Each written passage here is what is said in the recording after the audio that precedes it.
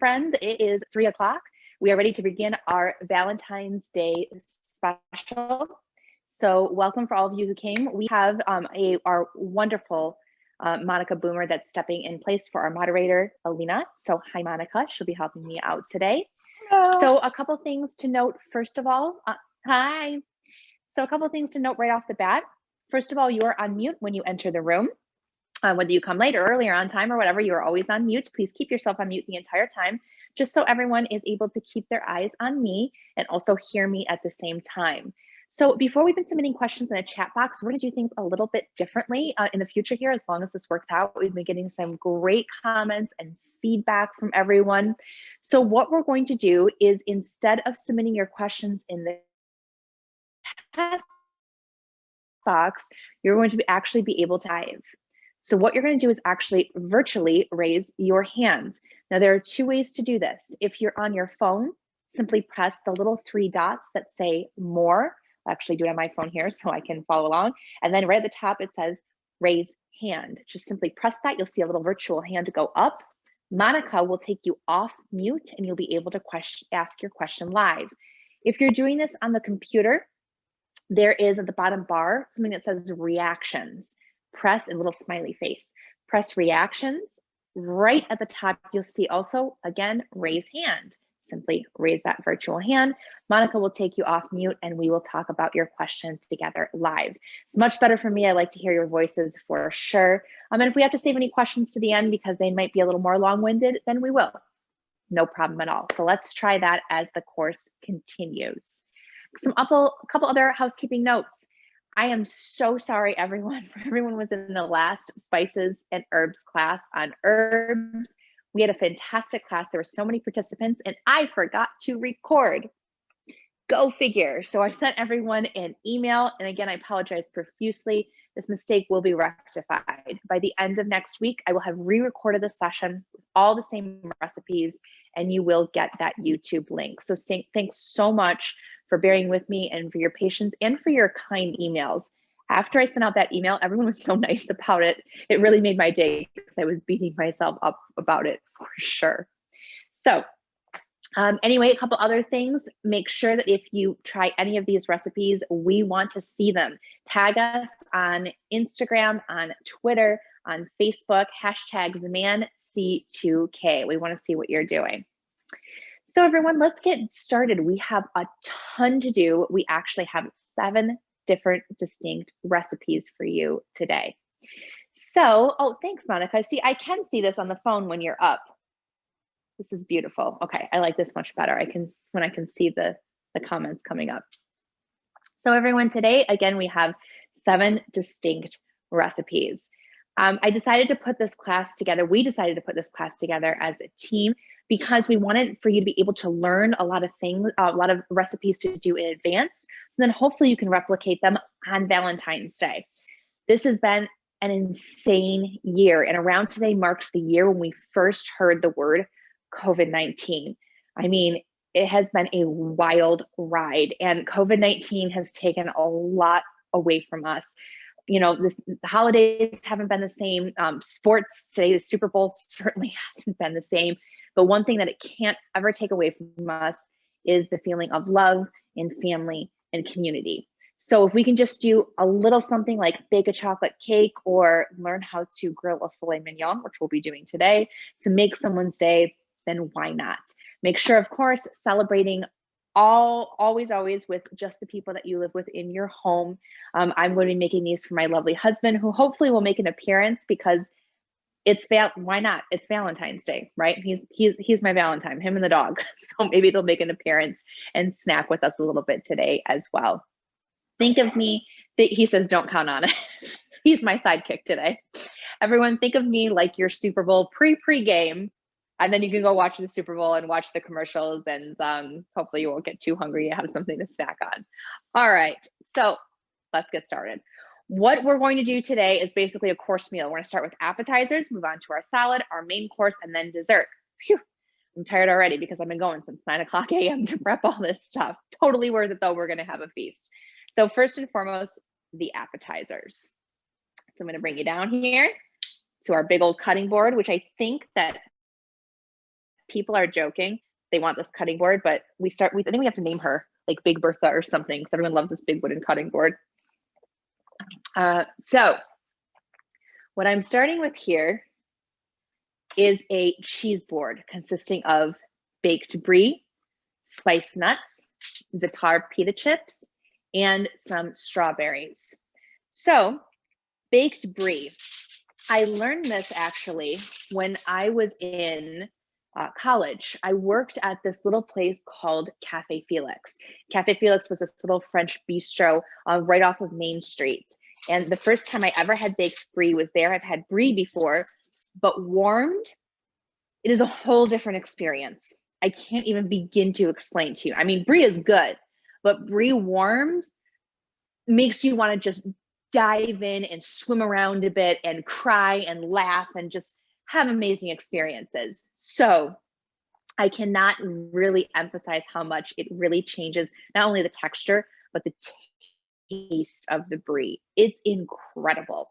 So how do you bake it? It's really quite simple. You take a block of brie, and for those of you who don't know, brie is a very young French cheese that is only aged a couple months. That's what makes it so very soft and light tasting. All different types of cheese, hard, soft, goat, cow, you name it. But this particular one is, again, a soft, young cheese that is going to become ooey gooey when we melt it. On the outside is something called a washed rind. Simply put, they wash the cheese with usually a brine, which consists of water and salt. And the good bacteria and mold, that is what is composed of cheese, reacts with the brine, and it creates a beautiful surface that allows the cheese inside to develop. Can you eat it? You betcha you can. Sometimes it's an acquired taste for people, but it is very good indeed. So we're going to put this on a baking tray with our aluminum foil. My husband corrected me today. Apparently it's not tin foil. It is aluminum foil. He educated me these are two different metals. So we're going to call it aluminum foil for now. We're going to put this on the aluminum foil, and we're going to set our oven at 350 degrees. We're only going to put this in the oven for about 5 minutes. So in we go, in here.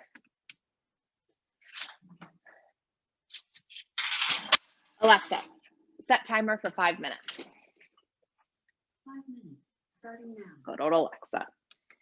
That's all it's going to take to warm up that brie nicely. So let's talk about cheese boards and why I am obsessed with them.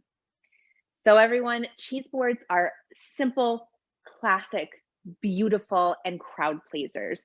I mean, if you don't like a cheese board, honestly, there's probably something wrong with you. I'm sorry, but there probably is. So unless, of course, that you have a cheese allergy. In that case, if you have a cheese allergy, you can make a charcuterie board, to be honest with you. If you can't have dairy, there's so many other things that I'm going to show you right now that you can put together without the dairy, and it's still just beautiful and decadent, and I just love them. So we have a couple things. I'll actually put this to the side because I want the cheese to shine on this when it comes out. We have a couple things I want to show you. I couldn't make everything all in front of you because, again, we'd be here for 5 hours. However, one thing I did make is za'atar pita chips. These are my own creation. They are actually on one of your recipes that were sent to you, za'atar pita chips right here. And all they simply are pita bread, extra virgin olive oil, and za'atar. What is za'atar if you've never heard of it before? Well, za'atar is a Middle Eastern spice that consists of things like oregano, thyme, and toasted sesame seeds. It is absolutely wonderful. It's my favorite spice, and one of my favorite ways to eat it is actually in a little bit of olive oil, dipping pita bread in it. So I thought one day, if I love that so much, can't I make pita chips out of it? The answer was a wholehearted yes, yes, yes, yes, I can. So here's what I did. I chopped up pita into bite-sized pieces, just like so. And I put a good amount of extra virgin olive oil all over the bite-sized pita chips. Then I put the za'atar spice and mixed it all up. That is it. I put it on a baking tray lined with aluminum foil, excuse me, and put it in the oven at 375 degrees for around 20 minutes. Before I put it in the oven, I made sure to sprinkle it with some good kosher salt. The result is these wonderful little, they're crunchy. I can't help it, guys. Sorry, I haven't eaten all day. But they're so good. They're crunchy, they're chewy, full of that beautiful spice, and I love them on cheese boards because they're good with cheese and also good by themselves. I'm going to be doing that a lot today, probably. Eating and tasting is okay. Everything's fine. So anyway, these can keep actually in the fridge in a plastic bag for up to 5 days. So I like to make a big batch in advance. Let's for a second talk about the actual pita bread. It's really important that you use the correct pita bread in this particular recipe. The really flat Lebanese bread that you can get in most grocery stores actually doesn't work in this recipe because it doesn't absorb the oil. The bread that works the best is really a type of Iraqi bread that is more pillowy and chewy and absorbs oil and spices really nicely. So I would recommend getting some sort of bread or pita bread or even naan that is more chewy because it's going to absorb the oil better and it's not going to crisp up and burn up like the flat pita bread does. So there's my pita chips. Another thing that I did, I spiced my own nuts. I absolutely love doing this. It's so simple, and that is definitely another crowd pleaser. So I just took plain almonds, plain, no salt, no roasting, nothing on them. I put them in a bowl and then made a spice blend. What kind of spice blend do you say? Well, the sky's the limit. You want to make cinnamon nuts? Great, put cinnamon. You want something more savory? Put cumin and paprika. In this particular one, I put cumin, paprika, cinnamon, and a teeny bit of garlic powder. Then I sprinkled them with a little bit of extra virgin olive oil, teeny bit of melted butter, and put them again on a sheet pan. Roasted them at about 400 degrees, for only 5 minutes with a little bit of salt on top. The result is wonderful and fresh spiced nuts that really taste better than anything that you could possibly get at the store. So here's my second thing for my cheese platter. Next are some strawberries. You definitely want some color when it comes to your cheese board, whether that comes from fruit or vegetables, it doesn't really matter, but make sure you're incorporating something that makes it nice and bright and vibrant. And I think strawberries are absolutely perfect for Valentine's Day right now. So Alexa, stop. So I have some chopped up strawberries and some strawberries that I made into a nice design. I just actually sliced them to fan them out. So my brie is done. Let's take that out of the oven and build our cheese platter.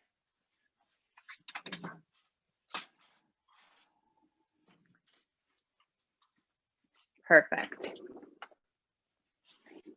So what I want you to notice here is the cheese is starting to melt out on the sides. That's how we know it is perfectly warm.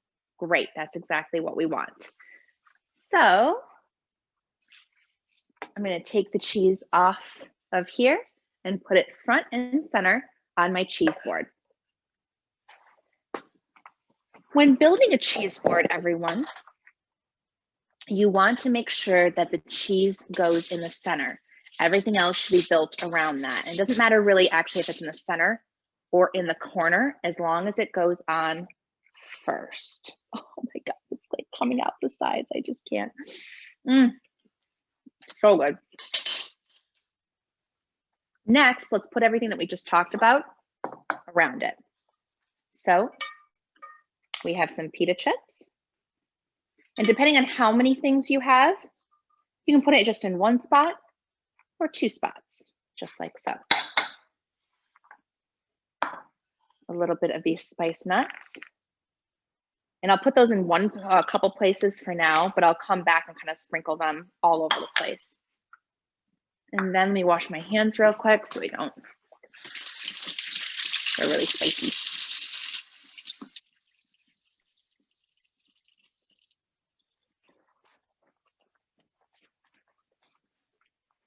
And we have my sliced strawberries. Put those right here, kind of falling off the side. And don't quaff this too much, everyone. Don't think like you have to be a surgeon putting like one thing, you know, carefully on top of the other. Cheese boards are fantastic because they're just kind of all over the place. It looks like it naturally just fell on the board. That is exactly what you want. I'm gonna take some of these fanned strawberries, put them around here too, right at the top. Beautiful. Maybe one right in with the strawberries, and then I'll fill in a little here with more nuts if necessary. There we go. See how easy that was, everyone? So again, some tips. Start with the cheese. It doesn't matter if it's going to be front and center in the very middle or off to the side. Your cheese is one of the biggest and kind of the star of the show. So you want it to shine first. Then everything else, your smaller things, your crackers, your nuts, your fruit is going to go all around it. And then finally, of course, don't forget to put some sort of cheese server. You can either put it right on it, off to the side, however you like to display, but this has a beautiful handle, so we're just going to go just like so. Lovely. That is our cheese board, our first course, our appetizer. Does anyone, I don't see anyone raising hands, but does anyone have a couple questions? What I really want to know is what Monica thinks. She always lifts my ego. Wonderful. It looks wonderful, and I'd love to pick some up from outside your I was going to say, that's what I was thinking, Monica. I'm like, gosh, if only she could come over here and share it. So everyone, Monica and I have known each other, no kidding, since high school. So it's destiny that she comes over and shares a cheese board with me eventually. All right, so we're going to put this off to the side.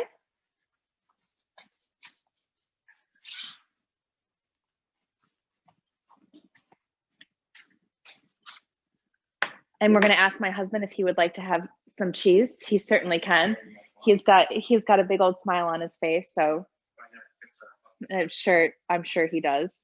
My Valentine over here. Say hi, Valentine. Hello. Hi, honey. Hi. Hi. He gets to be the benefit of some of this before he goes to work. Oh, wait, you made the thing. I did. So maybe actually you can tell our lovely audience here how much you like the pita chips. No, I mean, usually I describe it in one way. Don't do that. This stuff, what's it called? Zatar pita chips. Zatar pita chips.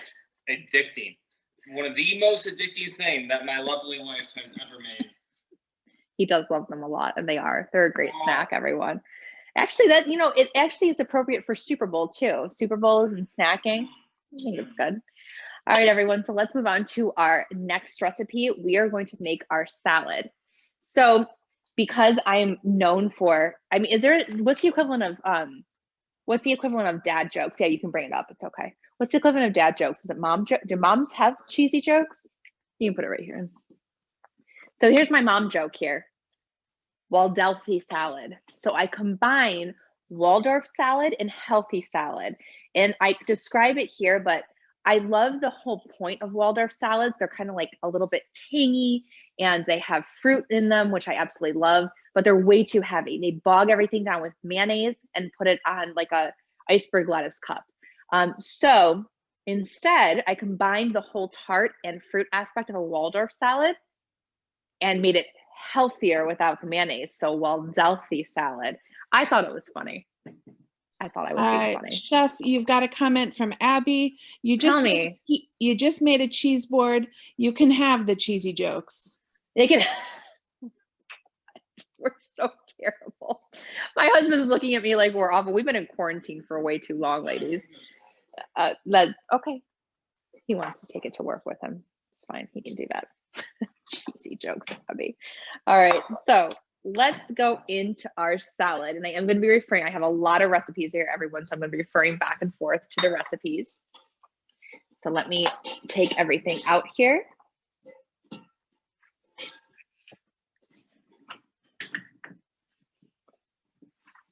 All right. Bring you back over to my cutting board.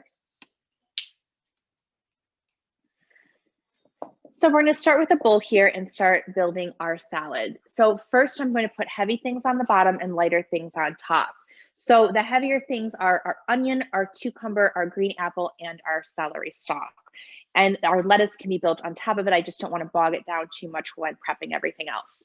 So let me get the lettuce out of the fridge and my celery stalk out of the fridge here. Go. Okay. And don't forget, everyone, of course, we need a trash bowl always right off to the side. Let's get going. So first I'll prep my celery stalk.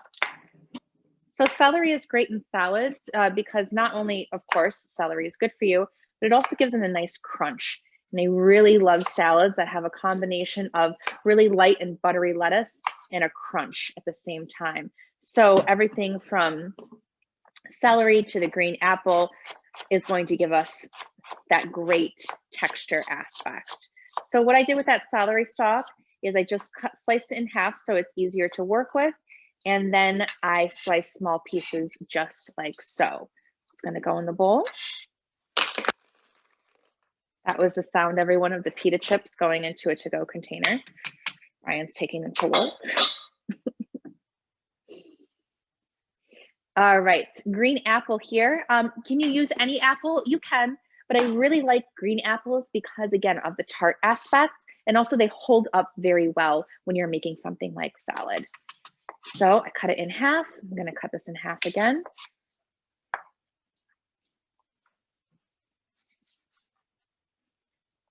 I'm going to cut these in strips. It's going to be a little easier for me. And also, I think it's going to make a pretty presentation. So cutting in quarters again, and then we'll cut it in strips just like so. So we have our little strips. I like those. Those are going to look nice. And yep, that's exactly what I wanted. A tart apple.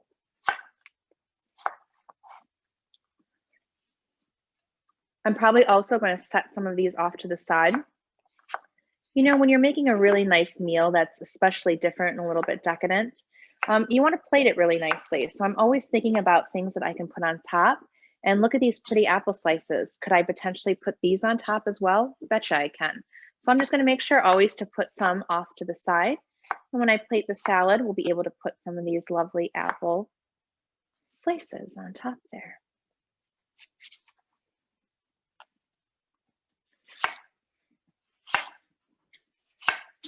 There we go.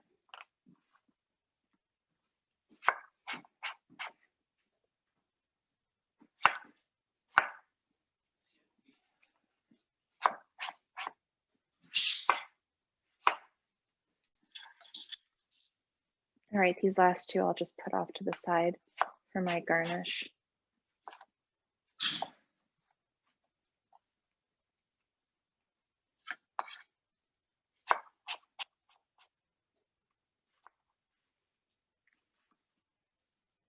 Okay, there we go. I only used a half an apple. Don't want to overwhelm everything. The other half I'll put in the fridge.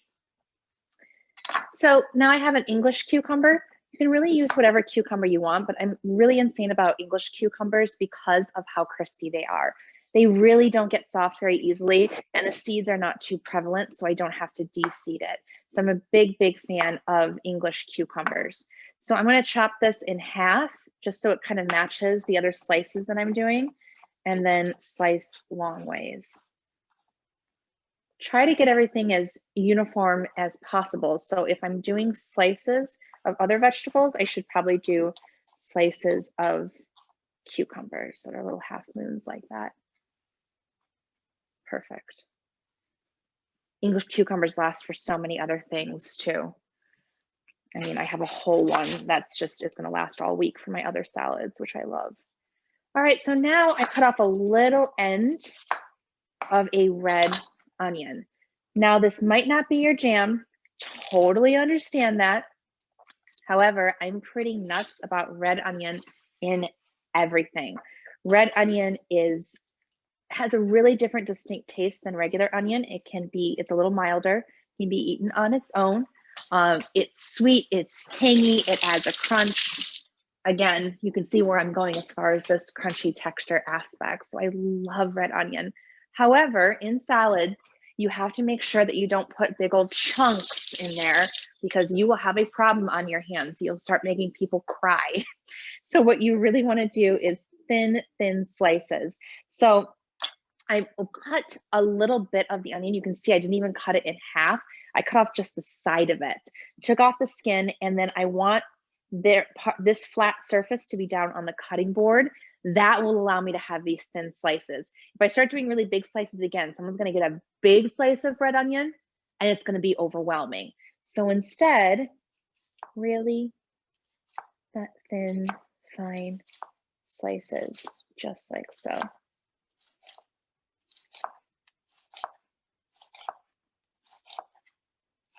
What I love about salads like these is they're a template. So of course, if you like other things in your salads, by all means, go right ahead. All right, so there's my little bit of red onion, and I'm going to break it up.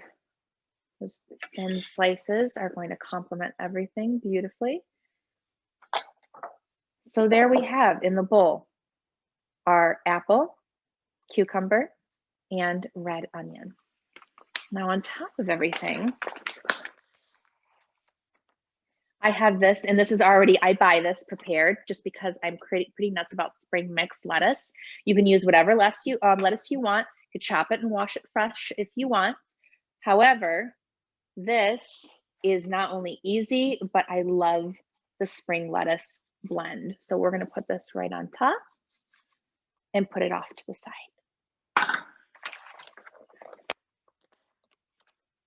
Now, everyone, let's make our dressing.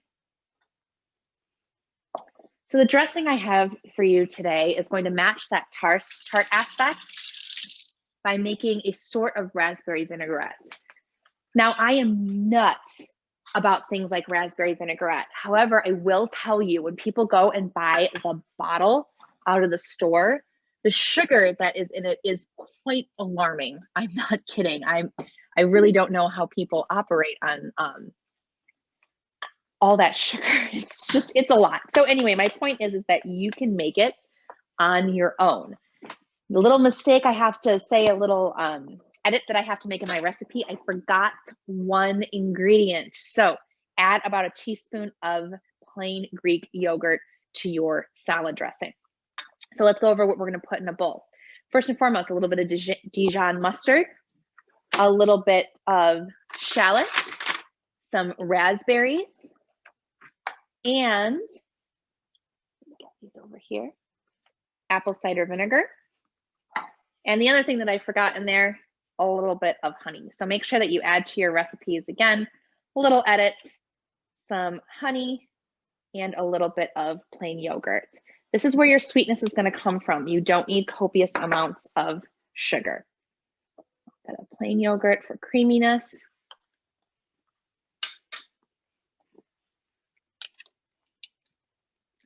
And apple cider vinegar. Beautiful. This is a mallet or a masher like you get in a bar kit. You can use any sort of pestle for this, or a fork, doesn't matter. We're gonna mash up those raspberries.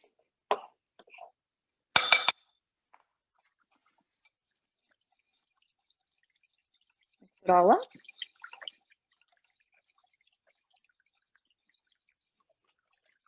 Already nice and creamy. We're gonna add some salt and pepper to this. Remember, it may look like a lot of salt, and when you taste it, actually, it might seem like a lot of salt, but it has to flavor an entire salad. So you do need a fair amount of salt in there.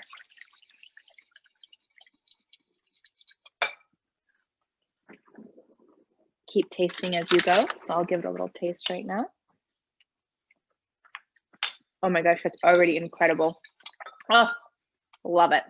So now we're going to take our extra virgin olive oil, drizzle it in little by little, and keep whisking. This is going to make a great vinaigrette. It's going to be creamy. And what we're doing here, I think I went over this when we made our Greek salad, is we're making an emulsification. That's when tiny globules of one molecule get suspended in the other. There are two molecules that usually don't like each other. In this case, a water base, which is the apple cider vinegar, and a fat base, which is our extra virgin olive oil and our yogurt, which also has a fair amount of water in it itself. So an emulsification is going to be really a typical application for a vinaigrette. It's going to make it nice and creamy, and just what we want on top of our salad. Oh, it's so tangy. My mouth is watering just looking at this already. Let's taste it. I'm getting there. I'm gonna keep adding our olive oil.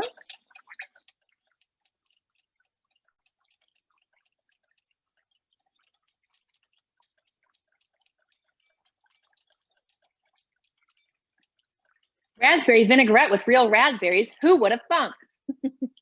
It's usually, if you look at some of those bottles that you get, it usually says things like raspberry juice concentrate or like reduced raspberry like ditoxic puree or something like that. Like it's just, it's not hard, you know, you put raspberries in it. It's not rocket science. But you know, companies, they have a tendency to screw up our food. That's why we learn to make it ourselves.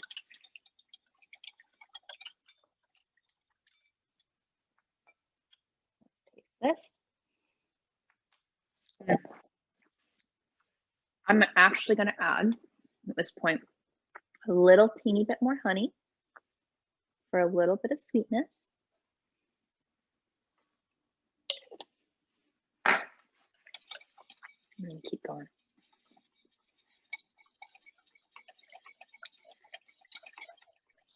Chef, for Waldorf salad, if we've got apples in it like you have, about how early could you pre-make it without risking? Good question. Good question. So one of the reasons I use the green apples is because they last longer, but they don't last that long before they turn brown. So a little trick, pre-slice them, put them in a bowl, and squirt them with a teeny bit of lemon juice. And I mean just a teeny bit. It's fine because they're already tart, so it's not going to change the flavor profile. And the acidity in the lemon juice is actually going to keep them from turning brown. So if you want to prep it far in advance, that's a great way to do it. Let's taste this. Perfect. All right. Off to the side. I'm going to take my salad and put a little bit. We might not need all of it. We always make more just in case. We'll check after our first dressing. Always, always, always, always mix the salad. Everyone, if you do not do this step, if you just put it off to the side, when people bite into the salad, they're not going to have an even bite of everything in the salad plus dressing. They'll taste some plain lettuce, some plain celery, and oh, there's a glob of the vinaigrette. It's not going to be even.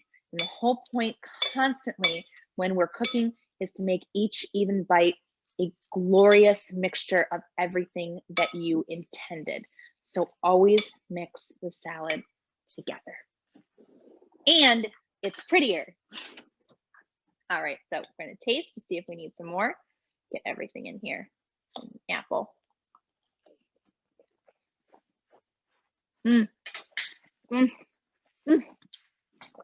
Glorious. Love it. So if you're making this in advance, here's a little trick that I just explained about the apples. However, don't dress it until the last minute because it can really weigh it down and make it soggy really quickly. So make them separate, do the trick with the apples, and then dress at the last minute when you're ready to serve. So let's plate this, show you how to make a pretty presentation.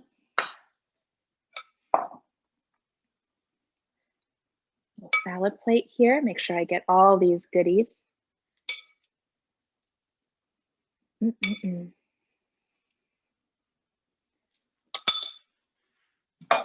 Remember those apple slices? So we're going to put a little just in the middle on the top here. And then the spiced almonds that I made earlier, a little bit of those over the top too for extra crunch and umami flavor. Of course, you can play with this however you'd like. I am certainly a paranoid person when it comes to this, so of course I want more red. I want a little more of the onion, a little more color. So I'll play with it until I get it right. But there you go. Okay. So beautiful. Our Waldelfi salad. Lovely. All right, I'm going to reset everyone. I'll have to do this in between since there are so many recipes. So forgive me while I start putting everything away. Oh, I forgot. Oh, no, wait. This is in your recipe too, on the top for the tartness. Dried cherries. Okay, can't forget the dried cherries. So our salad, little bit of our spiced almonds on top, and dried cherries for tartness too. Yummy, yummy. Okay, now I'm done. So if anyone has any questions while I'm resetting, please feel free to ask.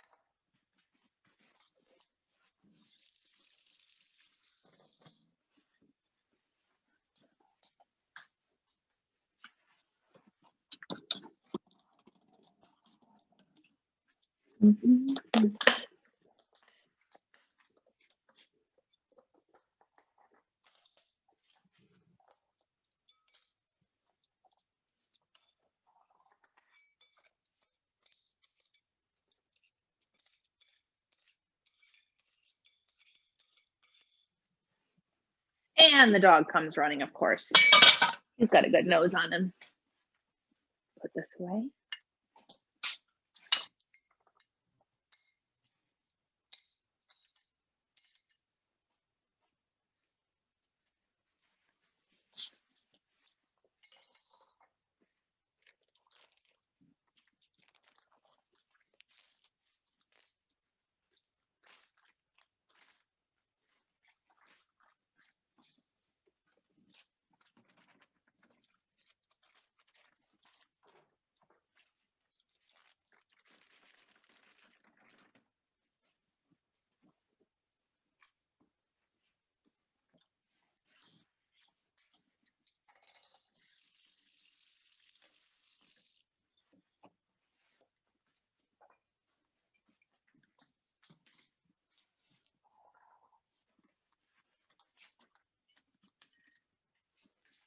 Almost done, everyone. Just a couple more things to put away. Again, sorry about the slight pause with all the recipes we're doing. Got to make sure I stay super organized here. Chef, who's your pick for the Super Bowl? Who's playing again? I have no idea. I had hoped you would know. Oh my God, you can't do that to me. Yeah, okay. No, wait, no. Oh my gosh, my husband was just telling me this, that the Tom Brady moved to a team. He's no longer with the English Patriots, and he's playing in that new team now. Don't know what the team is. So your pick is Tom Brady. Yeah, my pick is Tom Brady because he went to U of M. He's a Michigan dude. There you go. And I know that because my husband told me. Oh, that's so bad. I'm sorry, guys. I'm not a sports. Yay! Sports.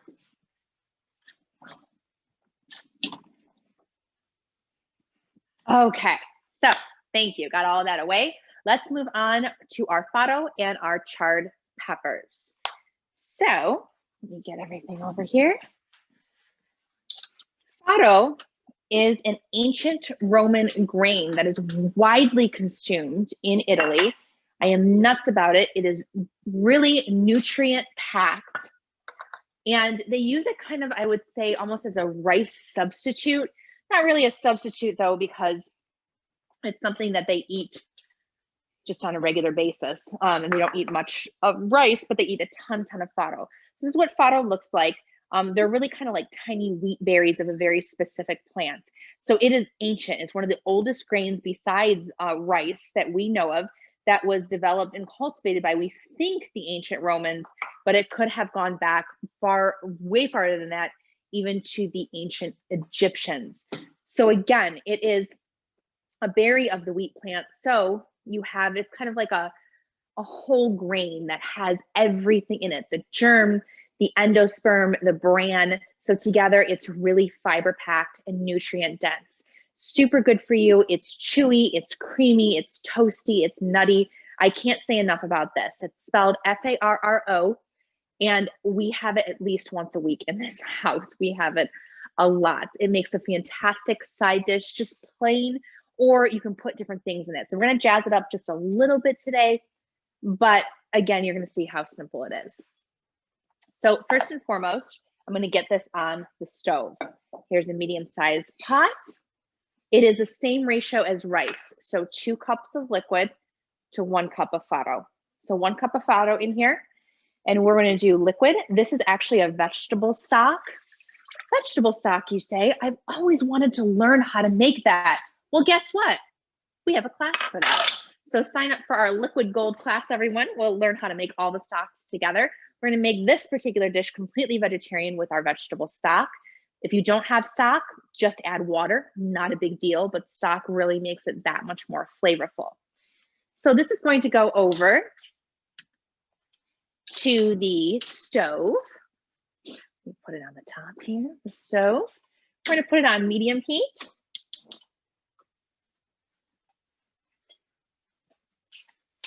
Put a pinch of salt for flavor. We're gonna be salting it a little bit more later too, so don't worry about it too much.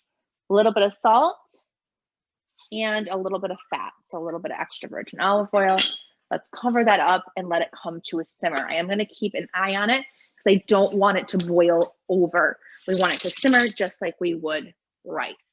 So while that's going, let's talk about our charred peppers.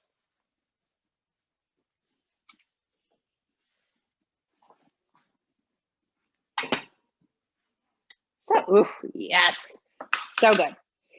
So charred peppers are very easy to make and really bring all types of peppers to a whole new level. So hopefully you can see they've been sitting steaming for a while in their liquid, which is totally normal. These peppers are just regular red bell peppers. I set the oven at a pretty high temperature, 425 to 450 degrees, depending on your oven. I have a convection oven, so 425 did just very nicely. Then I set an oven rack to the topmost part of the oven. I put these peppers on a aluminum foil lined sheet, whole, which there's stems on and everything, and I let them go for about 20 minutes. Turn them. You could start to see the char a little bit. Let them go for another 20 minutes, and you have this beautiful char around the outside skin. This creates a really, really smoky and intensely sweet and umami flavor in the peppers themselves. I'm going to show you what we're going to do with them. I'm going to take out the seed here. It just comes right off, just like so. And I'm going to split it open. So what you saw when I came over here was a bowl on top of the peppers. After they come out of the oven, they have to be steamed. Why do they have to be steamed? Well, you're going to take off the skin. The skin actually becomes super tough. So you're just going to peel it off. However, it's not going to peel off easily unless you steam it first. So some people say put it in a brown paper bag, which is fine and dandy, but however, you saw how much juice comes out of it, and paper bag can be an absolute mess. So I prefer the bowl technique. You just put the peppers on a plate, flip a bowl over it, and they steam beautifully. And the bowl helps as well because they are gonna go right back into a bowl to mix with some garlic and herbs. So just scraping out some of the seeds here. And I'm going to cut these peppers into long strips. So if you ever see jarred roasted peppers, this is all that they are.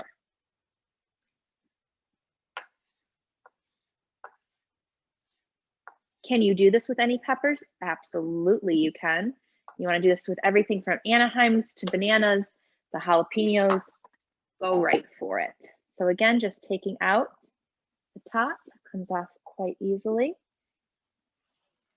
Splitting this open, making sure I get all the seeds on here. This is where the trash bowl comes in very handy. Taking off that skin. Can you leave the skin on? You can. It's just rather hard to chew. It gets a little too chewy for comfort. People have a tendency, they're like, oh yeah, it seems like a good idea, and then they spit it out.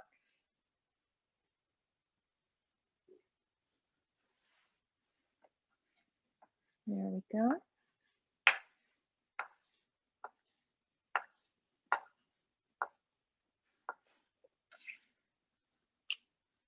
Right in my bowl there. Be very careful because they are slippery, so be careful with your knife. There we go. Beautiful long strips. All right, give me 1 second. Clean that up.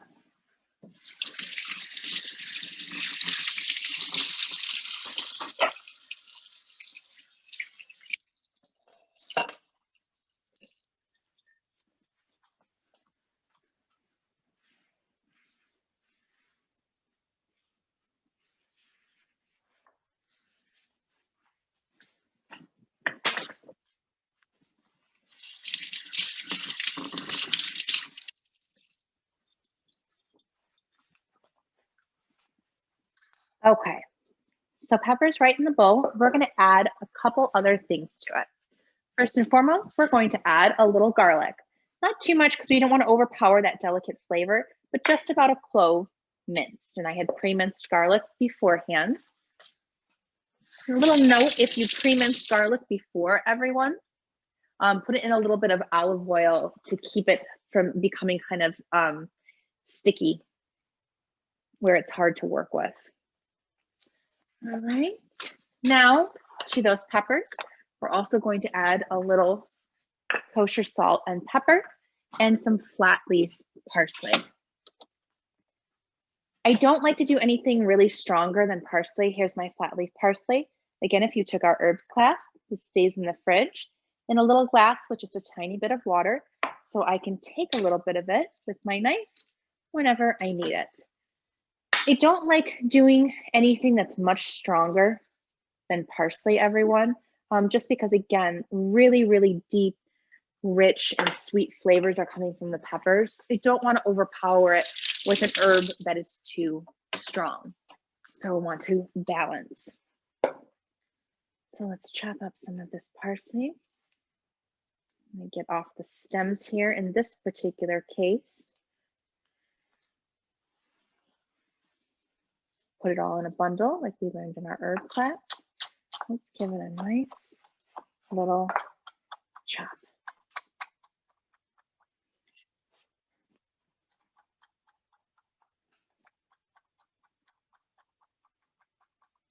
Don't overdo it, remember. Just go right in there as well.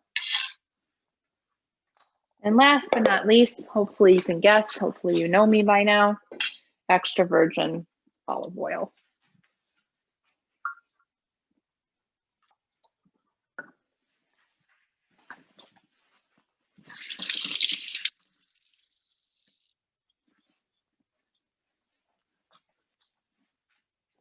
Let's mix everything together. And then of course, taste a little one for salt and pepper. Oh, here you go. Okay. So I have to tell you a story. So when I was a kid, we'd get the hot, they called them longhorns, but they were really hot banana peppers. that had been sitting on the vine until they become red in September. And my family, we would buy those by the bushel.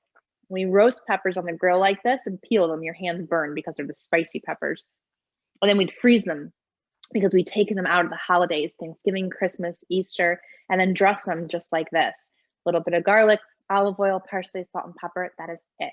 It makes an incredible side dish. It's great on charcuterie boards, and we're going to use it as a side today. So if you just choose to roast your peppers, keep them in the freezer because you can take them out whenever you want to use them. I'm going to put these off to the side. We'll use them for our final plate. And let's check on our fado.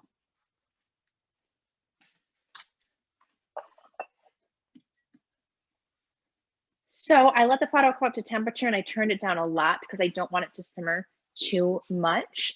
So you can see it simmering nicely. We're going to leave it in there until all of the liquid is absorbed. Bring it back over here. We're going to prepare a couple more things for our fado, which we'll come back to since it's cooking. But first and foremost, some sweet bell peppers. You can do red, you can do yellow. I happen to have a yellow one in there, which I just chopped up into small bite-sized pieces. And we're also going to prepare some feta on the side. So you'll see how we saute that when it is done cooking. In the meantime, everyone, let's move on to a different recipe. We're going to talk about chocolate cake. I know Abby was waiting for the chocolate cake. It's here, Abby. It's time.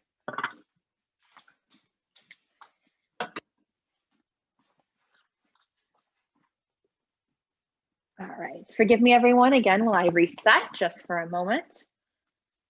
Monica, don't ask me any more questions about the Super Bowl, please and thank you.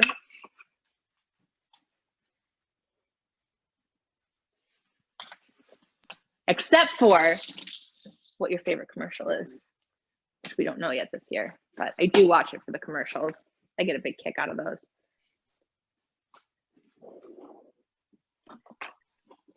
Abby says she is super excited for the chocolate cake and that in the meantime, she got so hungry that she had to get up and make herself some popcorn. Aw, she's watching and eating popcorn. I love that. That's perfect. If I was sitting back watching a cooking show, I'd have popcorn too.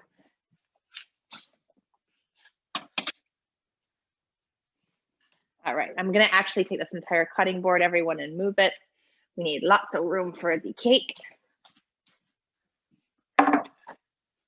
We'll bring back Big Bertha when the time is right. Side.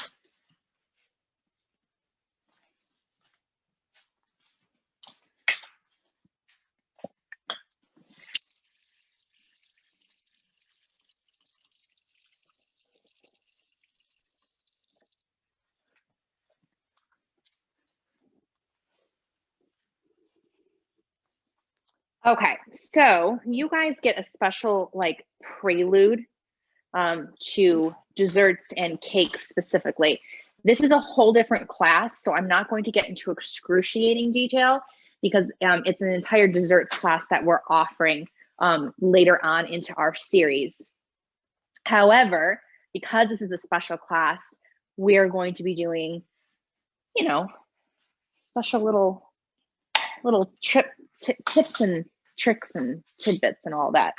So let me get all my stuff over here and I'll start talking with you while I'm bringing everything over here about weight. So in case you watch this and you're like, okay, I love this. I have to learn how to make cakes and pies and I want to learn. Okay, cool. The first thing I'm going to ask you to get is this, a digital scale. Escali is one of my favorite brands, but of course there are many other brands out there as well. Weight is really important to use when you're baking because baking is not the same as cooking. Baking is a science. It has to be exact. So when you use weight, you are definitely going to be more exact than anything else. So I highly, highly, highly encourage people to get a scale, and we're going to be talking about exactly how to do that today. However, for those of you who are like, yeah, no, I'm good.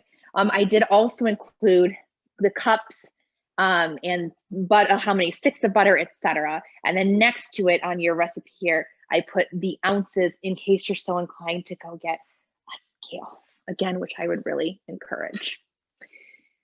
So first and foremost, let's start getting things prepared. We are going to line our cake pans first. I'll show you how to do that. What I did is I converted this recipe down. This is a regular big chocolate cake recipe. I converted it down into mini chocolate cakes. So since this is, you know, a pandemic Valentine's Day class, and we're probably not going to be celebrating with a dozen people, we're doing minis. So this is a fundamental for all cakes, no matter what. You're going to take your cake pan and put it on some parchment paper. Remember, everyone, parchment paper should be a fundamental in your kitchen, and it is not wax paper. Wax paper I hardly ever use. I really never use it, but parchment paper I use all the time. Wax paper is going to melt all over the place. Don't do it. It just should be parchment paper.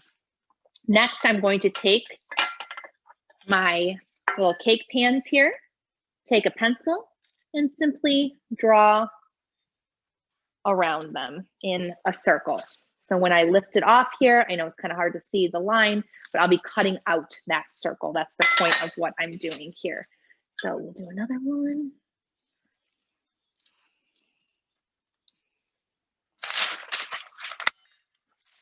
And then one more.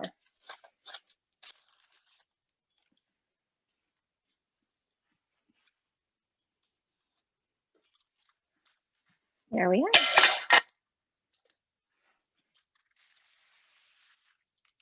Cut this, and put my parchment paper off to the side, and now we'll cut out my rounds.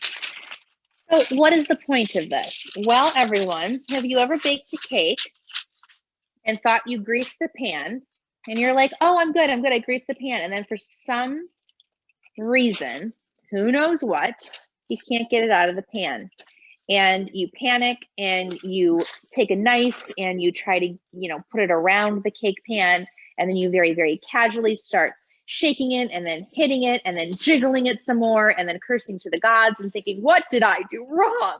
You didn't do anything wrong except for not making parchment rounds. This is how professionals do it. And this is why their cakes always look perfect on the bottom, because you take this little parchment round and you put it on the bottom and your cake's never gonna stick. So that is a must.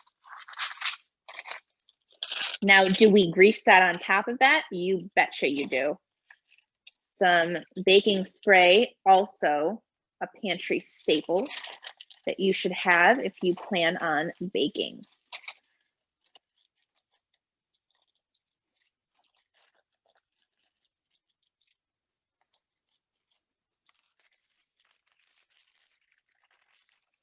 There we go. I have 3 of these, so there's 2, and we'll do our 1 more.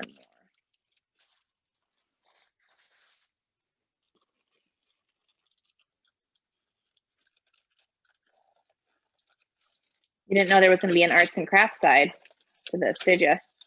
This is as arts and crafts as I get, you guys. Cutting out parchment rounds. That's it. Everything else I order on Etsy.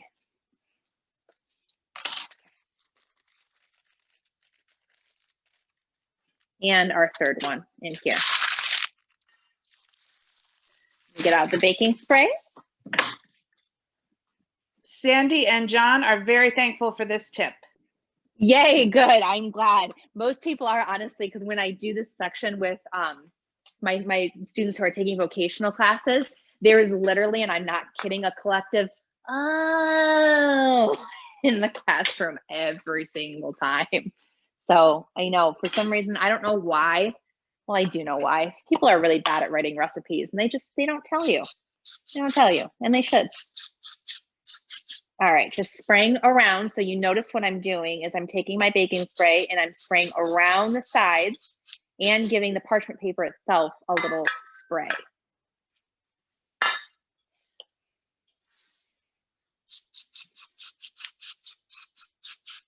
There we go. That's all it takes. So we're going to take these 3 cake pans and just put them off to the sides. Probably the most time-consuming thing you do, so I like to do it in advance. Next, let's combine our flour. So another tip that's incredibly important, no matter what you're making, No matter what you're baking, no matter what you're doing, you need to sift your flour. Sifting your flour is putting it through a fine mesh sieve, just like so. Or yes, I have that old-fashioned sifter with a crank, same thing. What this does is a couple things. First of all, flour naturally has little lumps and clumps. When you put that into a cup measurement, it creates kind of like air pockets. So it's not exactly precise. So number one, we're doing weight to make it precise. Number two, it gets rid of any lumps and clumps and gets air in between those tiny little grains of flour, which makes your baked goods light and fluffy. So sift your flour. When? Always. I have not come across an exception yet. So here's how we're going to work our scale. First of all, we're going to hit on, put our bowl on top of the scale, and press this button called tare, T-A-R-E. That sets the scale to 0. So before, if I just put my bowl on the scale, it's weighing the bowl. It says it's about 39.6 ounces. I don't want it to weigh the bowl. I want it to weigh whatever I'm putting in the bowl. So when I press tare, I'm zeroing it out. So from now on, whatever I put in the bowl, it'll be weighed. This cuts down on cleanup as well because, okay, I put my flour in here. What if I want to weigh something else on top of it? Just tear it out to zero it out, and you're only weighing what you put in next. I'm going to make sure that it's set to ounces because that's what I am weighing in. And we are going to do, let me check, 4.5 ounces of flour. So put my sifter, don't rest my sifter on here because then it'll weigh the sifter. So I have to hold it up above it. Let's do 4.5. Let's see if I can play this little game with myself, if I can get it right on the money. 3.5. No. The games we play in quarantine. Oh, now I'm over. Darn it. Don't worry if you're over. I'll just take some out. There we go. And 4.5. Beautiful.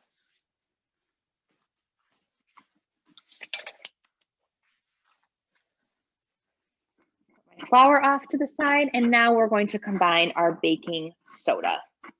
Oops. It's going to be 1.5 teaspoons of baking soda. When it comes to teaspoons, we're not going to use weight. It is far easier to get out the teaspoons, so that's the exception. Put my baking soda in here. Keep in mind, whenever you're baking, don't just kind of eyeball it. Hey, that looks good. Nope. Take a big heap of it. Take the flat end of a knife and do something called leveling it off. That ensures that you're getting an exact amount, because remember, baking is a science. It has to be exact. Next, we're going to whisk this together, our flour and our baking soda, so it's nice and combined.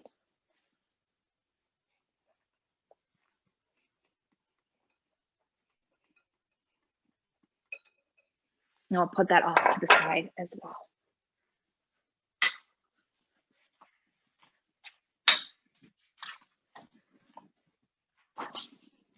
Next, everyone, we are going to combine some coffee and some butter. So I pre-brewed some plain black coffee. Can you do this with espresso? You can. Can you do it with black tea? You can. So I'm going to put, what I'm going to do is melt the butter with the coffee. So I'm actually going to put my pot, little saucepan, right on the scale. Again, it's weighing the pot itself, so I'm tearing it out, setting it back to 0. And I'm going to do 6 ounces of this black coffee. Again, I pre-brewed it. And then we're going to do 1.5 sticks of butter. That is 6 ounces of butter. So there's that. Oops, excuse me, sorry. Zero it out and then put the butter in. You guys.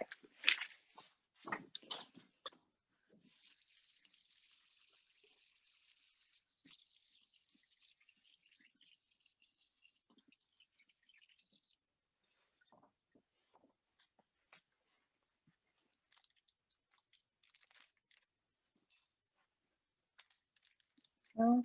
And we're looking for 6 ounces. So almost there. Almost there.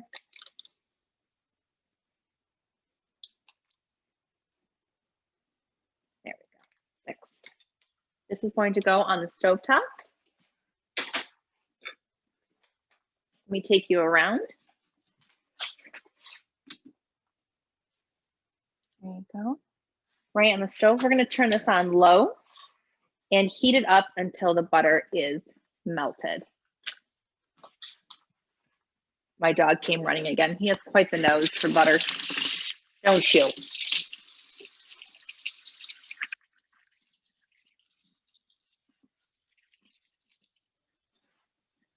All right. Well, the butter's on the stove top there. I'm going to check my fado. It's coming along quite nicely. The liquid is not 100% absorbed yet. So I'm going to clean up and wash this whisk, and then we will continue. That butter will be melted in a moment. I did have the butter at room temperature, so it's easier to melt, and I don't have to turn up the heat that high.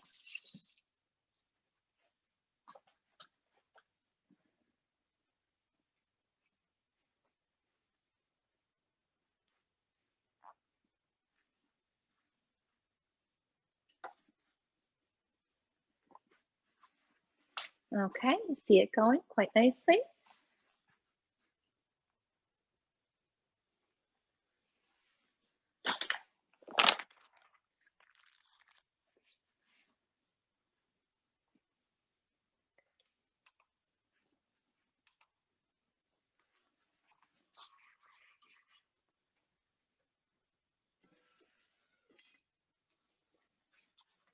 All right, I'll take you back over here. In the meantime, we're going to put a bowl on the scale, again, tear it out, and have a couple things ready. First of all, my chocolate, the most important part of a chocolate cake, I would say, besides the butter and the flour and the eggs and all that jazz. So, chocolates. First of all, this is organic cacao powder. Cacao powder is really important that you get the good stuff. This is actually from Costco. You can get it at specialty stores like Holiday Market and Whole Foods. Really imperative that you use the good stuff. Hershey's cocoa powder will not work. It won't. It'll fall flat. It's just not good chocolate. So get raw cacao powder. Next, dark chocolate. Spend some money on the extra good stuff. Dark chocolate, that's about 72%. Yeah. And it's going to be the regular chips. You don't need to get anything else. It'll melt very nicely. So we'll put those off to the side. The other things that you're going to need are some light brown sugar. Not dark brown sugar, but light brown sugar. It actually has less molasses in it, so it's going to produce a more pleasant flavor in a cake. That butter is almost done. I'll just give it a second.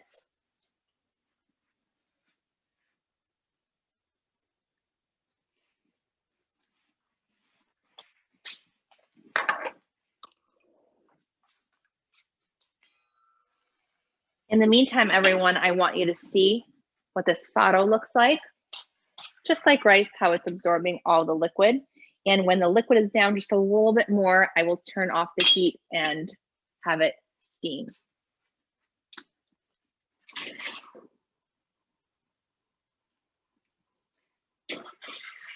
I'm moving my saucepan here very slightly. Bring you back over. Just to make sure that it doesn't start sizzling and I don't start browning the butter. Brown butter is fantastic, but I'm not trying to brown the butter in this or separate the solids. I am just trying to melt that butter. So you can see that stick in there, almost done. It is easier, of course, when you have warm coffee, but I made this in advance. Okay, that is it. So make sure that butter stick is completely gone. And we'll bring you back over to the bowl. All right, so hot butter and coffee in this bowl. Smells good. Fun fact, I'm allergic to coffee. This recipe is not for me. It is for my husband later because I can't have it. That's okay.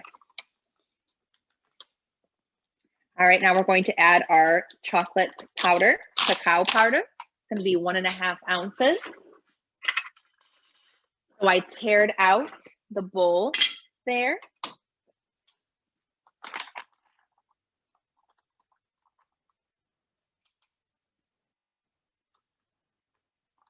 Very, very light, so it's going to take a second.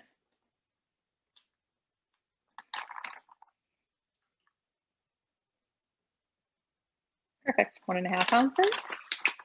And then I'm going to tear it out again, and I'm going to add my dark chocolate. That's going to be 3 ounces.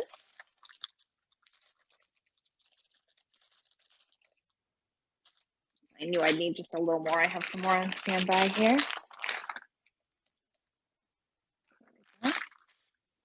And then we are going to mix that all together.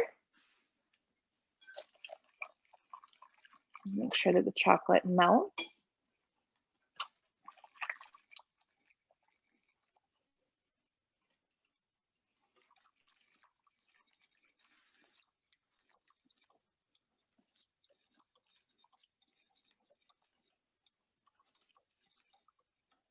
Beautiful. Now I'm getting really, really thick chocolate mixture. And next, we are going to add the brown sugar.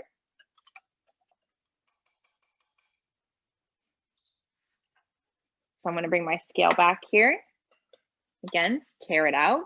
And let's add 8 ounces of light brown sugar.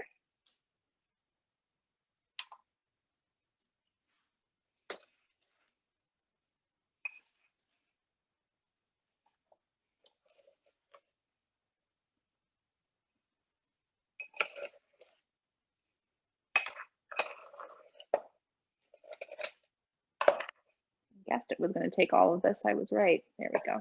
8. Roll over.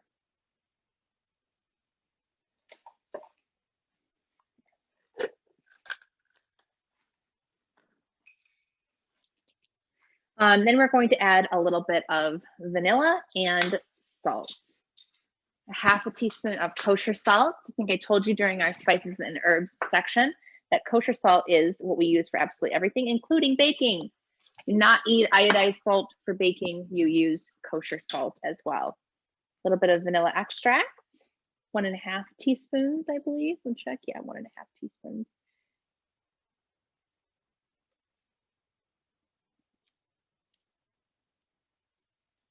There we go.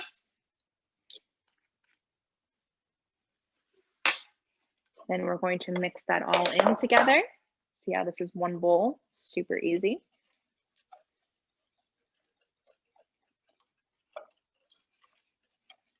Next, we're going to add 3 eggs straight from the fridge. So I've kept those in there because I need to keep them cold. Sometimes when you're baking, it calls for eggs that are room temperature, so you need to leave them out for a number of hours. Other times, super cold eggs. It depends. Watch your recipe for that. In this particular cake, we are doing cold eggs.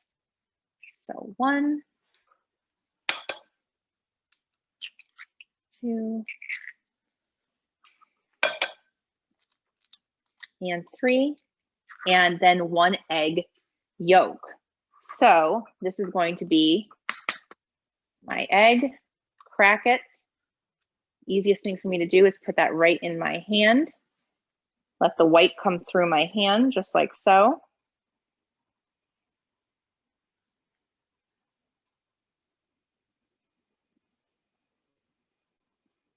There we go. And 1 egg yolk.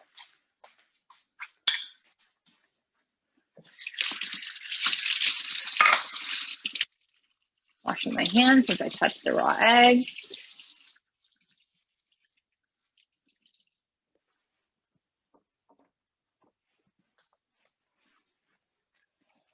And mixing this all together.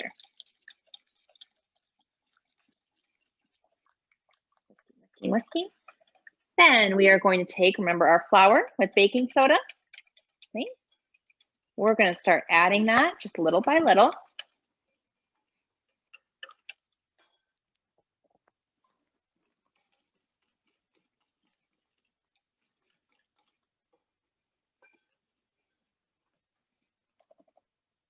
Go.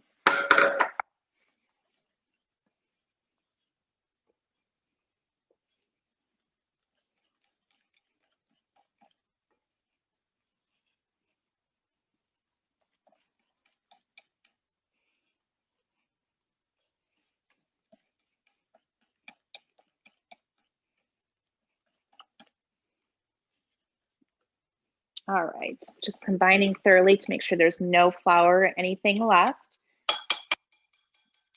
We did good. All right, put my whisk off to the side over here.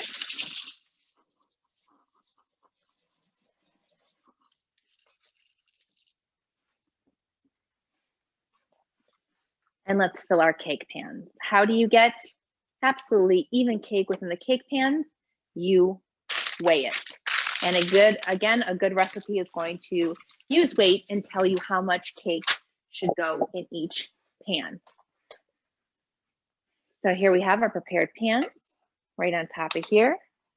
Tear it out.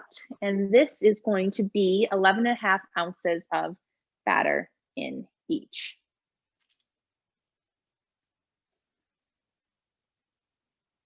There we go. And a good recipe will be pretty darn exact. Right on the money last time.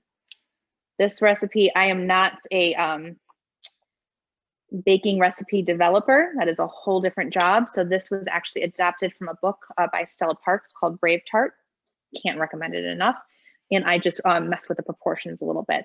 So you get the idea. We do this in each and every cake pan. We're going to bake them at 350 for about 20 minutes. That is it. So let me put this off to the side and show you how they come out.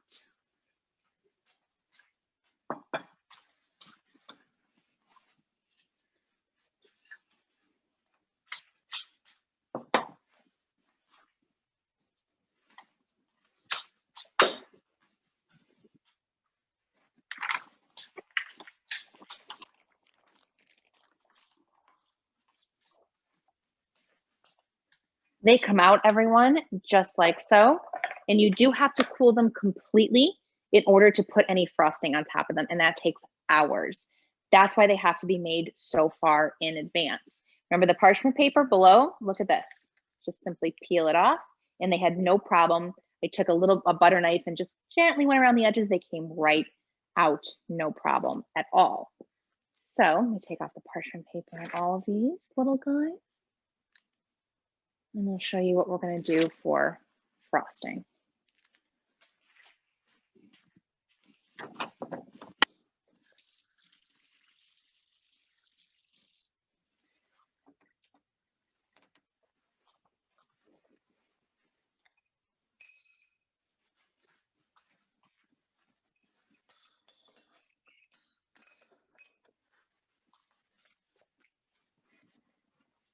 So we're going to make a really simple whipped cream frosting. I think whipped cream is pretty, it's classic, it's easy, and it's going to go really, really well with the very dark and decadent chocolates. So I'm going to prepare a stand mixer over here. If you have a stand mixer like a KitchenAid, great.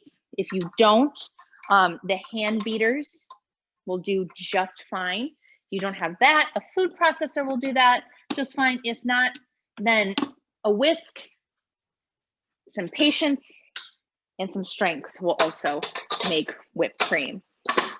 So, bowl in there. We are going to work with heavy whipping cream that needs to stay cold, so it's in the fridge. If you ever noticed, or if you're ever saying, why does it say heavy whipping cream? Well, this is one of the things that we do with it. We make whipped cream. So right in the bowl it goes. It is very thick, as you can see.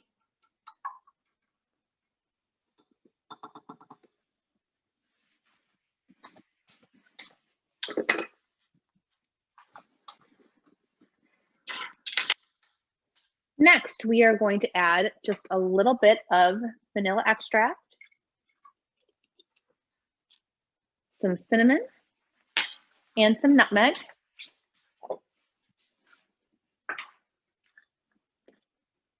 Just a little bit of nutmeg, that's a stronger one. And some cinnamon. A pinch of kosher salt. Yes, salt. You notice I put salt in the cake. I'm putting salt in here. Remember, salt isn't just to taste salty. It's also to bring forth the flavors of other things. Next, we're going to have some granulated sugar on standby here. Put the whisk on and start whipping.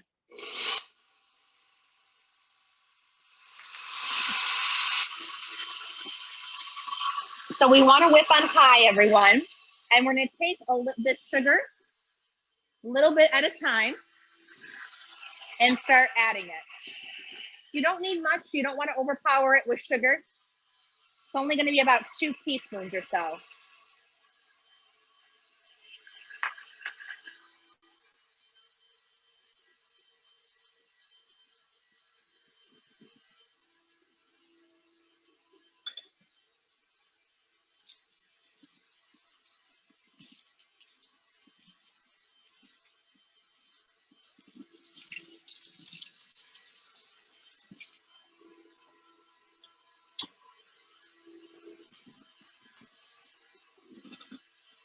So I want you to watch very carefully, everyone, to see what happens. You'll see it become whipped cream right before your eyes, which is always a really cool transformation.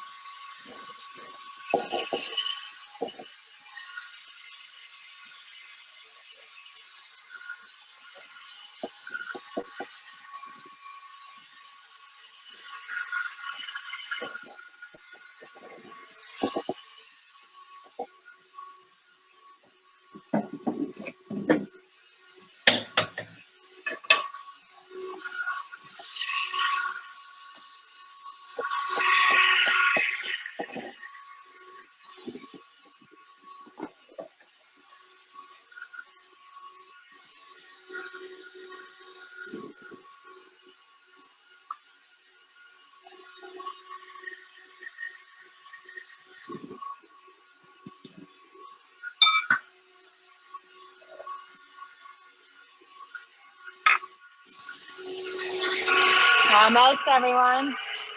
Let's turn it up a bit.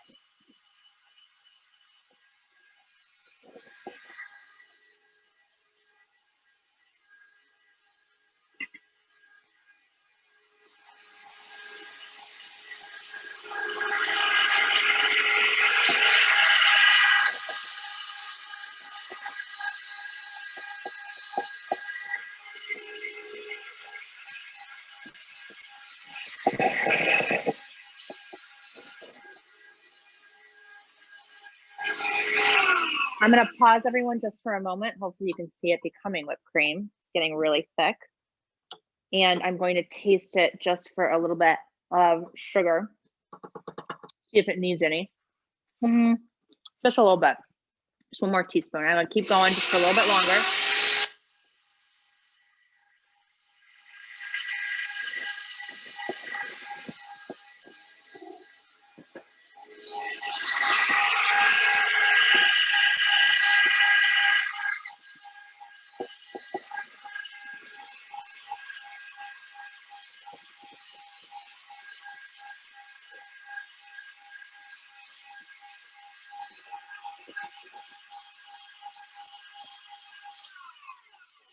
Okay, everyone, at this point you have to be careful. I'm standing over and babysitting it because I actually did this in front of a class once. If you let it go for too long, that's how you make butter.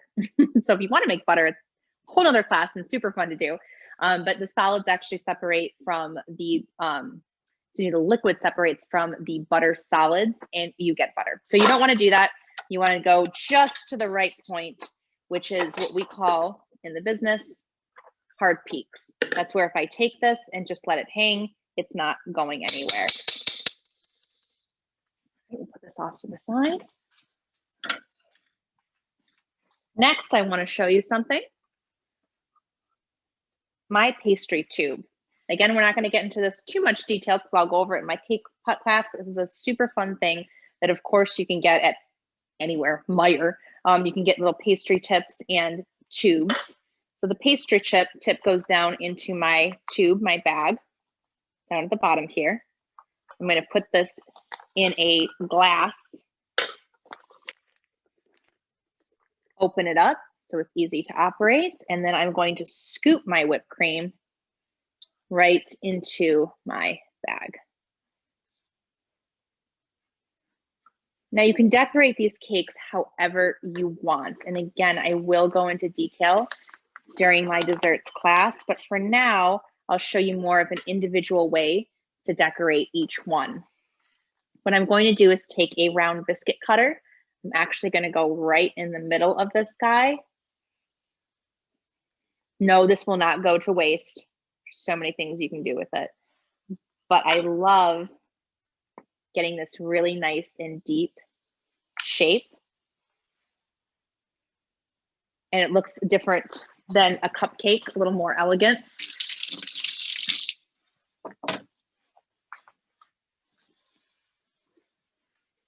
Going to take my pastry bag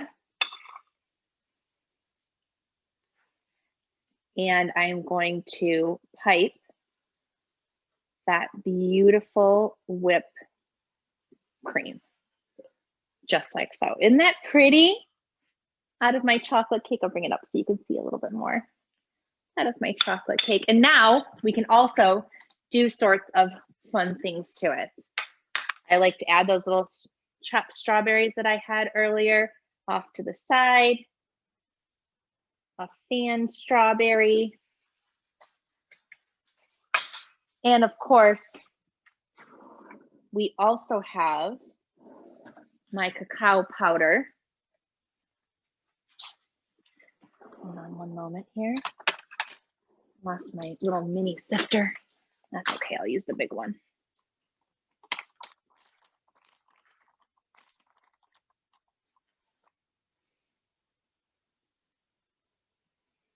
There we go, over it.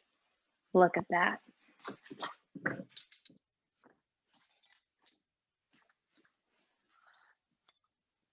Chocolate cake, little mini chocolate cake for Valentine's Day. Beautiful. Put that off to the side. Everyone ready for the next thing? All right. I heard a resounding yes. I know I heard it. You got a beautiful from Abby and a when can we come pick up a slice from the rest of us? There's got to be some money in this, right, guys? I'm kidding. I kid. All right, let's go back to our faro. Let's look to see what we're doing. All right, what I did is I took a saute pan, a little bit of extra virgin olive oil, and I'm sauteing those bell peppers that I told you about with a little bit of salt and pepper to release their water, get them nice and soft. Now I'm taking that faro that's been steaming for a minute and putting it straight in the pan with the olive oil and the peppers. Mixing this up, and I'm giving everything a nice saute. It's going to add a little more fat in it, which is flavor, and also toast it up just a teeny bit more, and which I absolutely adore in this dish. At this point, I'm going to taste it for salt and pepper.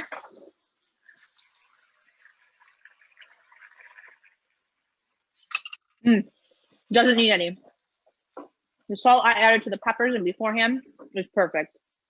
Doesn't need anything else.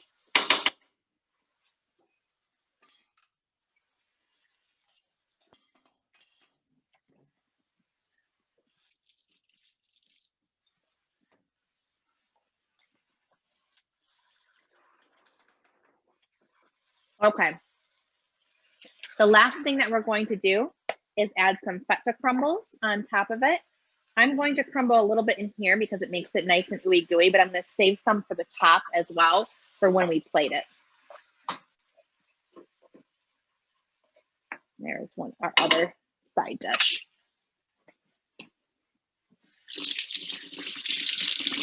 All right, let's move on to the other main course. These are our side dishes. Let's move on to our main course, which is going to be a surf and turf theme. We're going to be doing filet mignon and grilled or sauteed shrimp. So let me reset for a minute, everyone.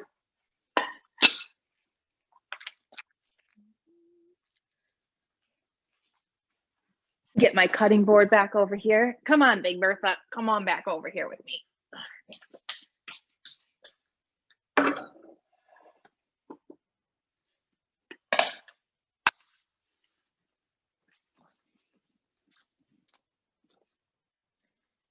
So first thing I'm going to prepare with you is the shrimp. I did most of them, but I do want to show you how this is done. I'm going to put you over here in my sink. Don't mind the dishes over here. This is dishes that we have accumulated. The next thing you need is a paring knife. So the thing that I want you to concentrate on when you're getting shrimp, number one, I want you to get shrimp from the US, from the Gulf Coast. Really important you do this because unfortunately, in a lot of countries like Indonesia, Bangladesh, India, where shrimp is really, really cheap, that's because they use the slave trade to make people peel shrimp all day long for no wages whatsoever. They really do enslave them. It is horrific. If you want to look more up about this problem, please do. But we are a humanitarian organization. We really deeply care about these things. So what's the solution? Well, we love shrimp. I love shrimp. Get shrimp from the United States, right? In Key West shrimp or wild caught from the Gulf. So it can come peeled. However, for this particular dish, I like to have the shell completely on because I want to keep the tail on because it makes a pretty presentation. So we're going to go in the middle here where its little tentacles are, little legs, and we're just going to simply peel off the shell just like so. Just peel all around, and a little cold water to help us out. And then when we get down to the tail, we are just going to leave it on. This does a couple things. First of all, it's a pretty presentation. And second of all, the juices will go right in that tail and you can suck them out. It's really good. Now we're going to devein it. So take your paring knife, make a slit at the top, and inside is its digestive tract. You definitely want to take that out. It's not very good tasting considering it's a digestive tract. And that is it. So let's do one more for you. The rest I did already. So we'll take the shrimp, start at the bottom where the legs are, peel around, and keep doing that very gently. I kind of get my nail underneath it a little bit. Peel till I reach the tail and just stop. To devein it, bring it up to the top, little paring knife, make a tiny slit very carefully, and take out that digestive tract. And that's how we're going to prepare our shrimp. So I did about 4 of these per plate. Since we're doing filet mignon too, we're not going to overwhelm everyone. So let's bring you over to the stove.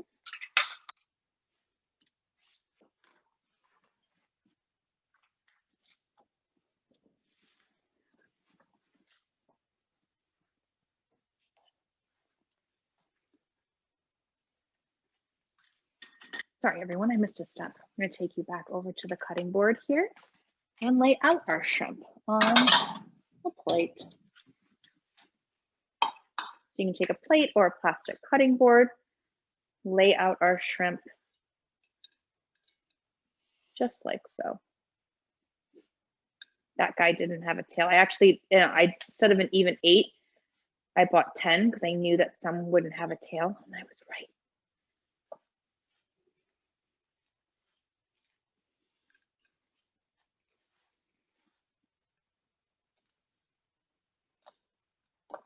There we go.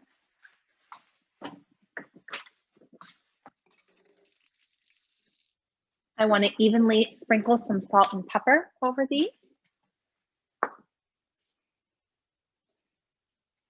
So I'm laying them out flat.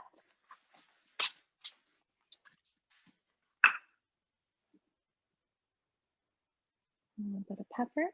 And then we're going to turn over each one and do that on the other side.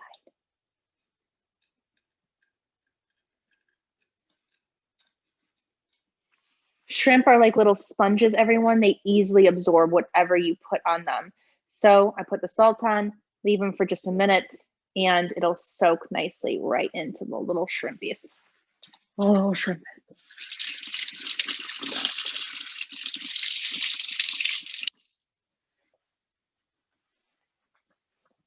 Check my directions real quick here. Yeah.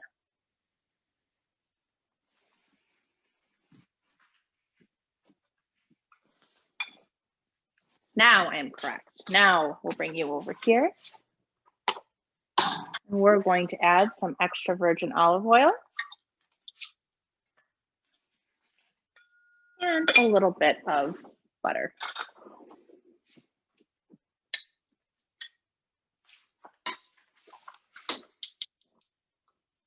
Turn on the heat, let that butter melt. We better do a little bit more butter. It's Valentine's Day, it's fine, guys.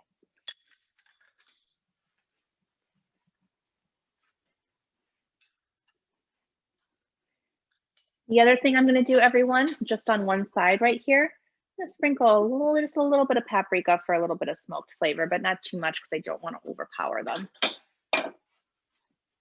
Also on standby, I have some pre-minced garlic and a lime for some lime juice.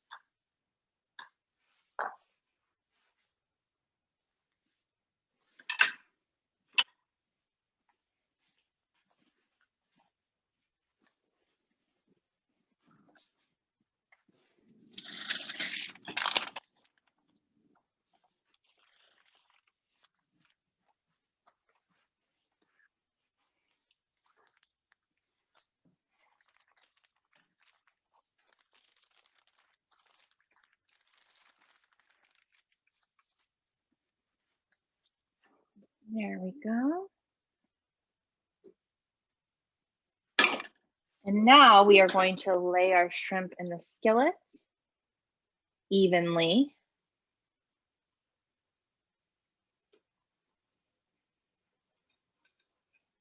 Really not a good thing to overlap them, guys. Again, you want them to cook evenly, and they really are like little sponges. And they do not take long. People oftentimes overcook shrimp and they become tough and rubbery. They only take a couple minutes until they become a light pink. That is it.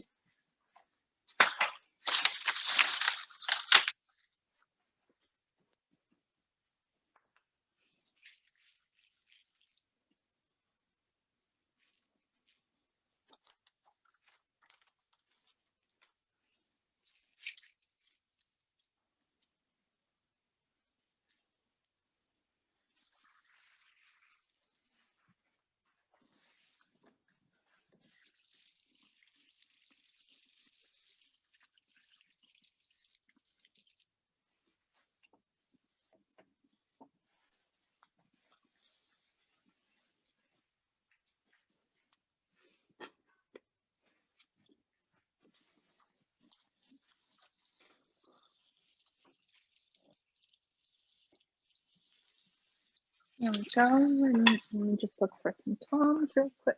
There. All right, so let's turn these little guys over just to see if they're pink on one side. Almost. Just another minute.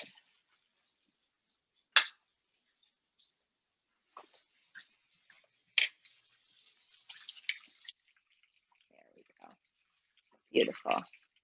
Just the lightest of light pinks. That's exactly what we want.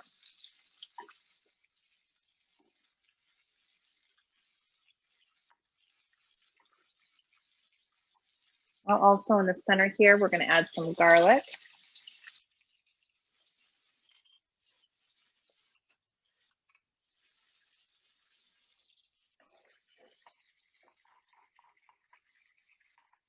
Then kind of take a little spoon and get it out to the edges of the shrimpies.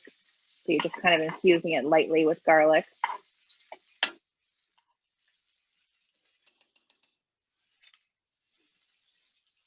Check the other side. Make sure the heat is low. There we go. One more time. Toss them with that beautiful garlic. And that is it, everyone. Turn off the heat. Do not overcook them.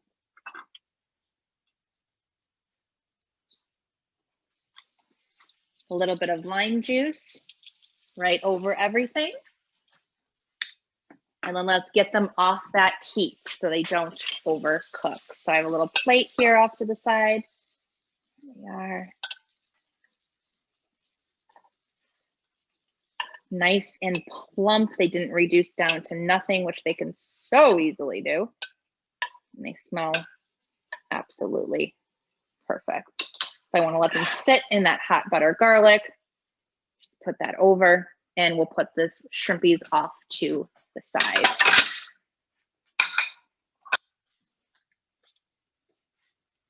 Okay, let's talk about our filet mignon and what we're going to be doing for that.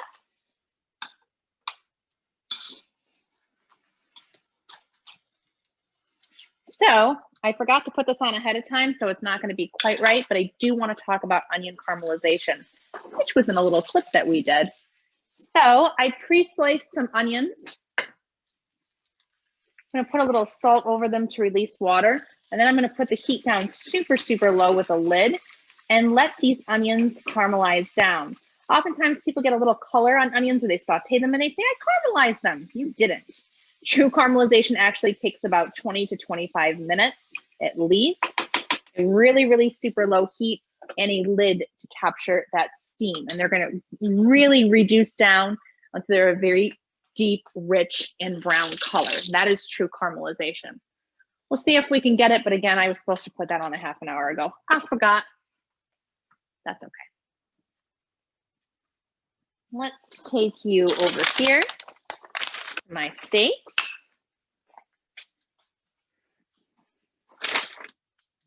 This, my friends, is filet mignon. Filet mignon is one of the most tender parts of the cow. It actually is one of the hardest get part of the cow, because in the actual tenderloin at the very end, this little tiny tip is where the filet mignon lies. So it is not very big. It is hard to get to, and it's very expensive. However, again, for a treat like Valentine's Day, I absolutely love to have it because it is like cutting into butter. I'm going to teach you how to cook this steak properly. We'll go over a lot of this in our meat section. We're going to cook this to a perfect medium rare, which is what you should cook filet mignon to always. Make sure that you trust your butcher. It's a reputable source, because no, you're not killing off any all potential foodborne illness. So you really have to be careful that you're getting this from a really, really good place. However, if you cook filet mignon all the way through, unfortunately, guys, you are literally ruining it. You might as well not have spent all that money on filet mignon. So the whole point of steak is not to cook it all the way through to get that buttery texture. If you've never tried it this way, I cannot recommend it enough. It will truly change your life. And I don't say that lightly. So we've preheated our oven to 350 degrees. We're going to take a cast iron skillet, which we talked about in our pantry essentials, and I'll add a little bit of oil to coat the bottom, and then a little bit of butter. So here's our heavy cast iron skillet. Turn on the heat. Put a little bit of extra virgin olive oil, just enough to coat the bottom, not too much. And I'll let that heat up so it easily coats. I have my butter over here on standby as well.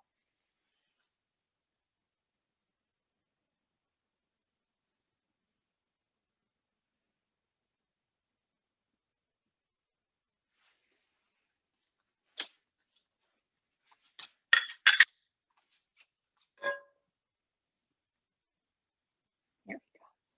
That's nice. Now I want to get a sear. What a sear means is a really deep brown on both sides of the meat. I cannot achieve this on anything else but high heat. So right now I'm heating up the oil, but it still remains a pretty cold pan. If I tried to put it in right now, absolutely nothing's going to happen, and it's going to sit in cold oil and ruin the steak. So it's imperative that you heat up your skillet beforehand and it remains hot as you put in the steaks. So if you want to be able to tell, you kind of go eye level and it should be shimmering just a little bit. Actually, I meant to put some neutral oil in it, but it's okay. Olive oil will be fine. Won't affect the State of the Union. Those steaks have been sitting out for about 10 minutes. Also really important that you let them come to room temperature just a little bit. So the fibers and the muscles are nice and relaxed. That equals a nice and juicy steak. So how do we tell if it's hot enough? Well, let's take one of our steaks here, put it a little off to the side, and if it doesn't sizzle when you touch it, it is not ready. So we still have to wait. Cast iron is a great heat conductor. So it's going to be great once it heats up, but it does take a while to heat up because it's a heavier metal.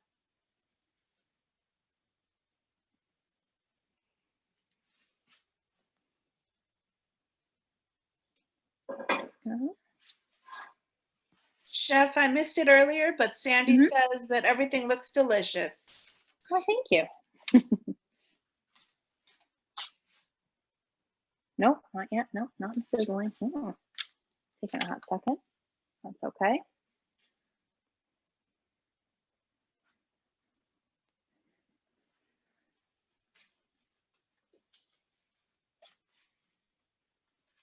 In the meantime here, everyone, I'm stirring my onions, see if I can get them as caramelized as possible. Let's see.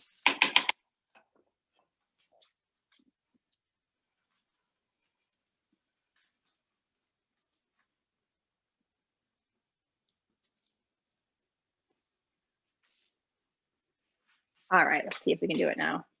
There we go. There's that sizzle. And the other one. Beautiful. There we go. That's what I was looking for.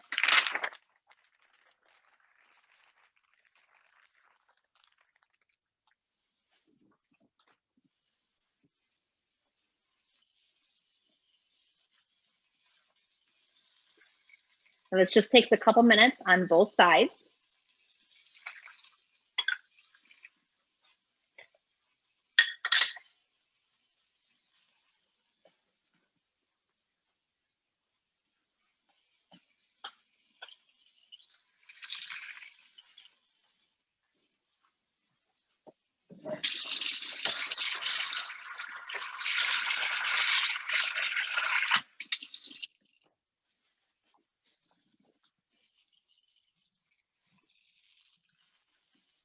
So when it's seared properly, everyone, something called the Maillard reaction is happening. The Maillard reaction is where amino acids, which are naturally in meats, meet the heat. And they crystallize and form this wonderful crust we know as a sear. It's where a ton of flavor is and a ton of that natural meaty umami and sweet flavor that we absolutely adore in meat. We want to let it happen though. And like, for example, this is a dull gray.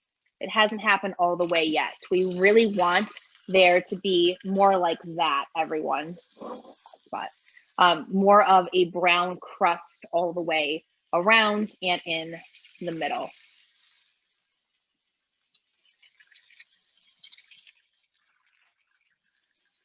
We'll make sure this oil moves around properly. There we go. My stove is actually a little uneven, everyone. So sometimes it's a little difficult. So let's flip this guy. Not that guy yet. And we're going to put some butter in the skillet. And we're going to baste with butter.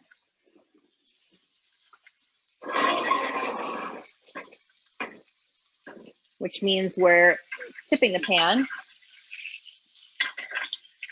taking a spoon and spooning butter over the top of the steak.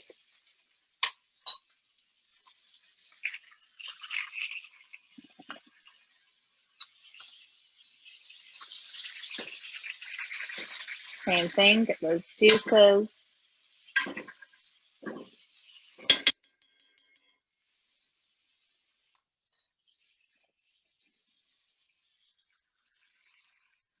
So what you're seeing right here is a steak that's starting to get lovely on the outside, but still very pink on the inside.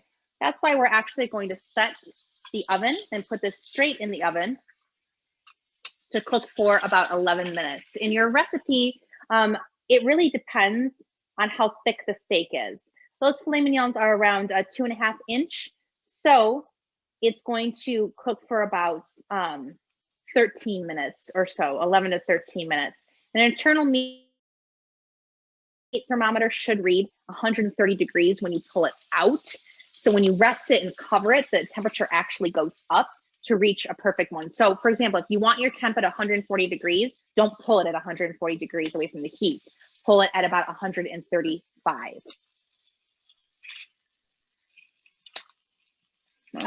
Chef Sandy's wondering, what are some examples of neutral oils? Good question. So a neutral oil is going to be things like canola oil, corn oil, grapeseed oil. So olive oil has a lower smoke point than those oils. What that means basically is that it takes a lower temperature for olive oil to start smoking and burning everything. You can see it smoking now. Neutral oil, it takes a higher temperature to get it smoking, so it's not going to burn things as easily. I would highly recommend, especially for someone who is a beginner, to practice when you're doing something like this with neutral oil, which is why I put it in the recipe. However, in this case, it'll be fine. It'll be fine. Everything will be fine. There you go. All right. So you see that nice crust on the outside, nice crust on this side. I turned that guy around because I wasn't liking the sear on one side, but that's all right. All right, in the oven, this is going to go. Alexa, set timer for 13 minutes.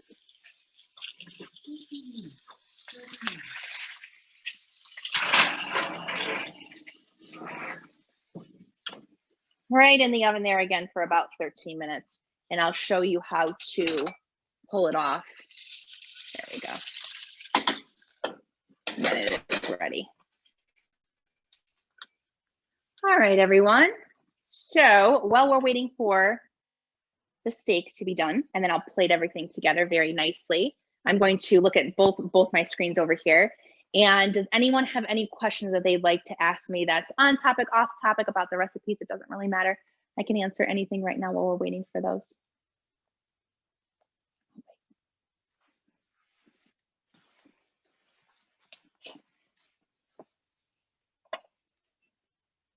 In the meantime, while you all are thinking of your very genius questions, I'm going to clean up a little bit, so we'll take a little break. This is the point normally where we have the live Q&A session. I went a tad bit over, guys, so forgive me. If you have to go, I completely understand. If not, it'll just be like a couple minutes longer for the steak to be done, and then we'll plate everything together. If you don't have any questions, totally cool. Just sit tight till it's done. And in the meantime, I'm listening to you guys. So if anything inspires you, please just shout it out.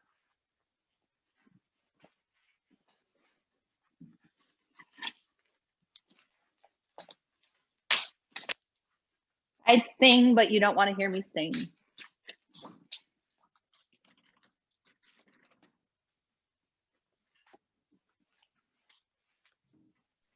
I did do some research for you, Chef.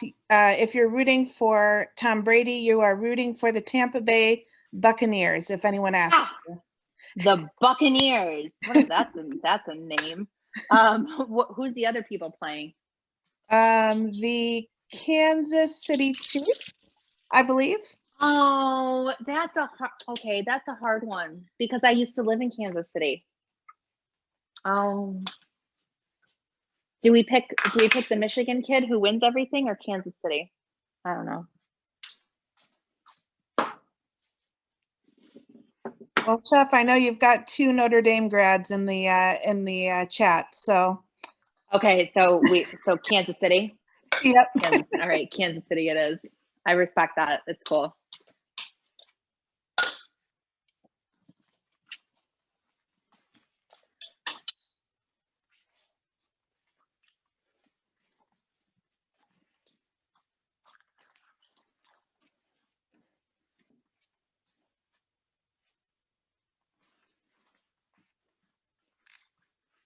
I'm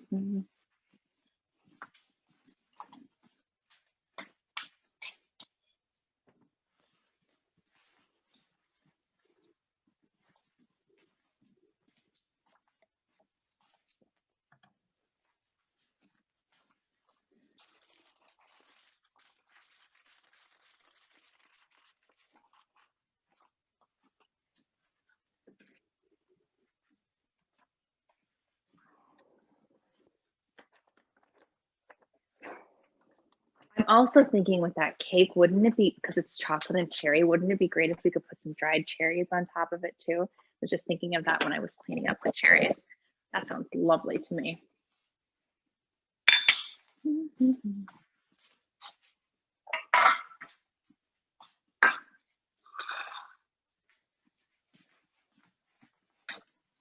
Get some parsley for garnish. That off to the side.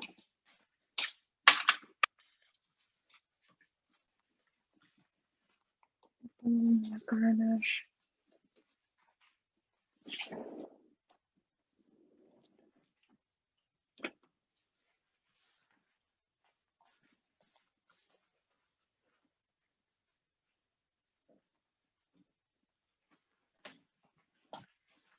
So I will talk with you for a second, real quick PSA about the digital thermometer for the meat.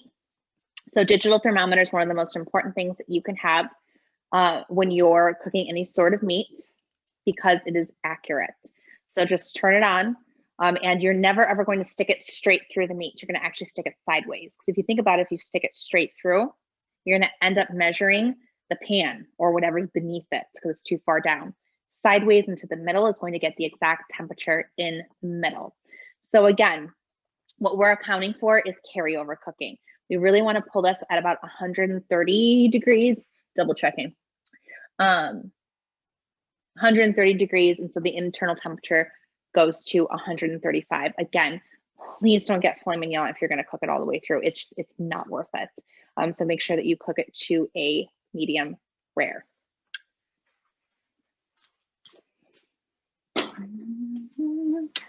Starting to smell so good.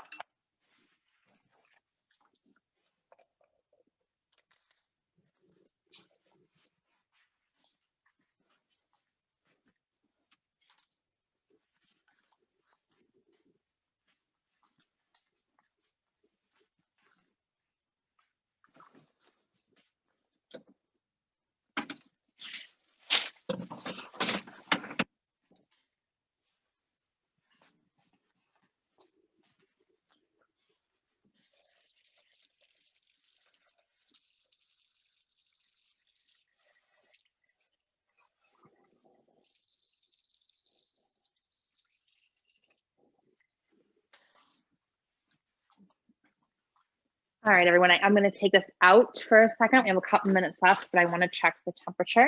I want to show you how to do that. Oh my God, my beauties.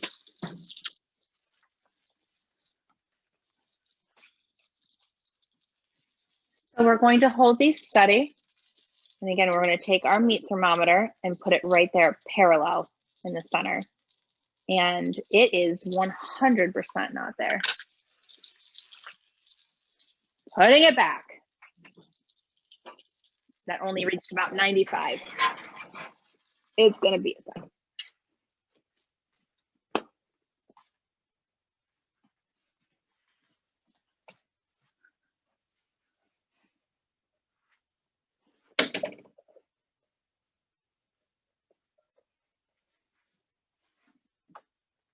This is the part when you get when you get the video that you can fast forward all the waiting time. Part of the fun of the video, right?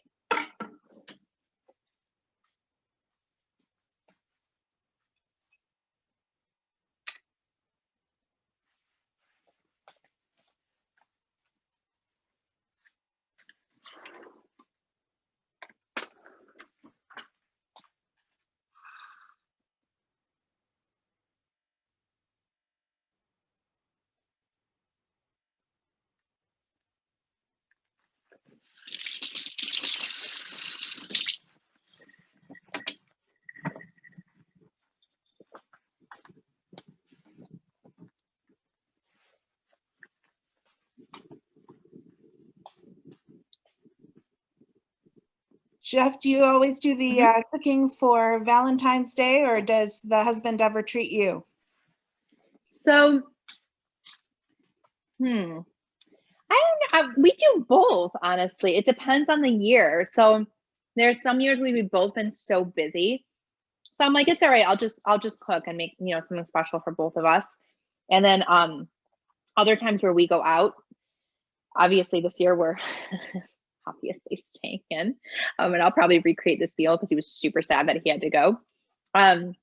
We had a tradition for the longest time. There's this great place in Chicago called Zed 459 or 451 or 512 or 896 or whatever. It's Zed, Z-E-D, like with some numbers.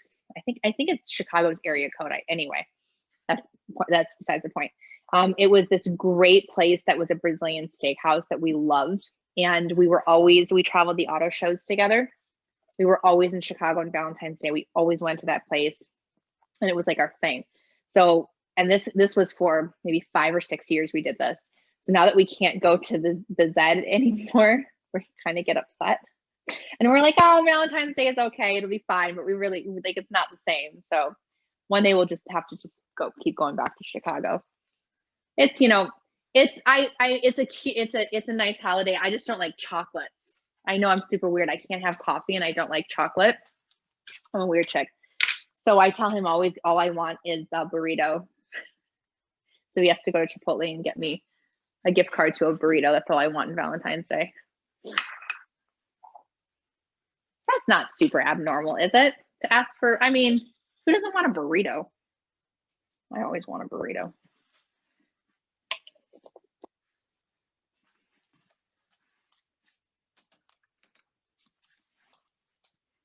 So I want to know, does anyone plan on recreating this meal and cooking for their loved ones for Valentine's Day? Or what are you guys all going to do?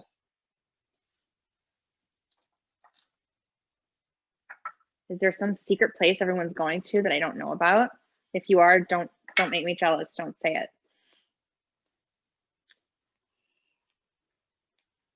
Or I want to know if someone's like, yeah, I think I'll make that, or I think I'll try that.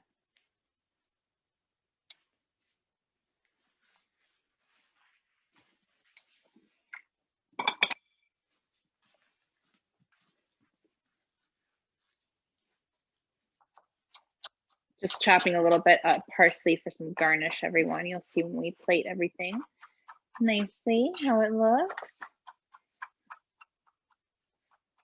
Obviously, I was taking my time with each one to show you. However, things can be synchronized. So everything's done at the same time and nothing gets cold. Like everything's a little, my fado could have stayed on the stove top with a cover on it. Shrimp can be done at the last minute, but I wanted to show you guys one thing at a time. And of course, I'll reheat this later, but just for your knowledge, everything can be synchronized in time. So everything's hot when it goes on the plate, or you don't have to try so much. You can just try one thing at a time. All right, let's pull these out. Check the temp again, see if they're done. Oh, they're so good. Oh, they smell so good.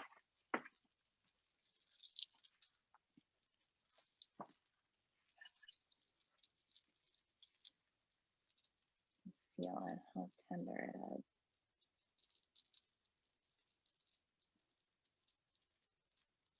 Oh no, so close. So close, we have 10 more degrees. Alexa, stop. Alexa, stop. Just a couple more minutes, guys. And then we'll be done. Thank you for being patient with me.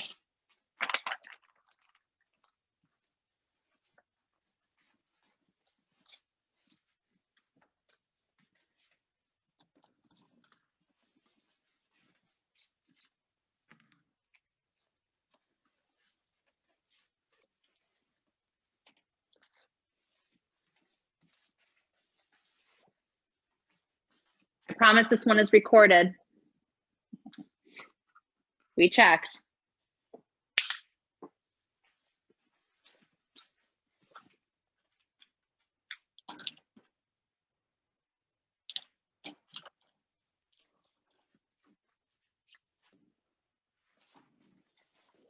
Chef, can you say a bit about what's hanging in your kitchen drying? What's hanging? Yes. Hanging from the See. ceiling. Oh, yes, it's behind me. So those are two things, actually. Well, three things. They're dried oregano, dried sage, and some cayenne peppers.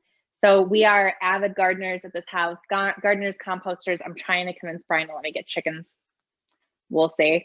But anyway, we grow a lot of herbs and vegetables, etc. And then we can and we freeze and we dry for the winter. So that's something that behind me that we've always done since I was a kid. We string peppers. So we grow cayenne peppers. We string them up like that to dry them.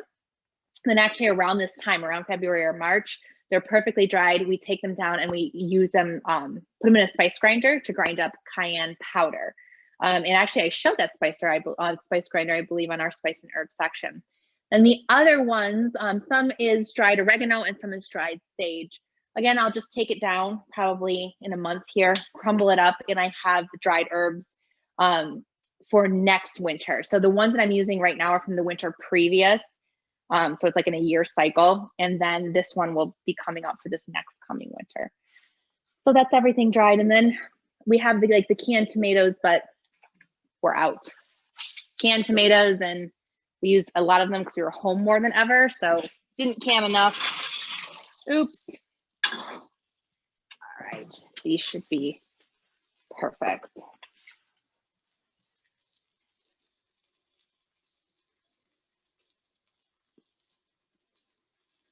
Yep, just as I thought.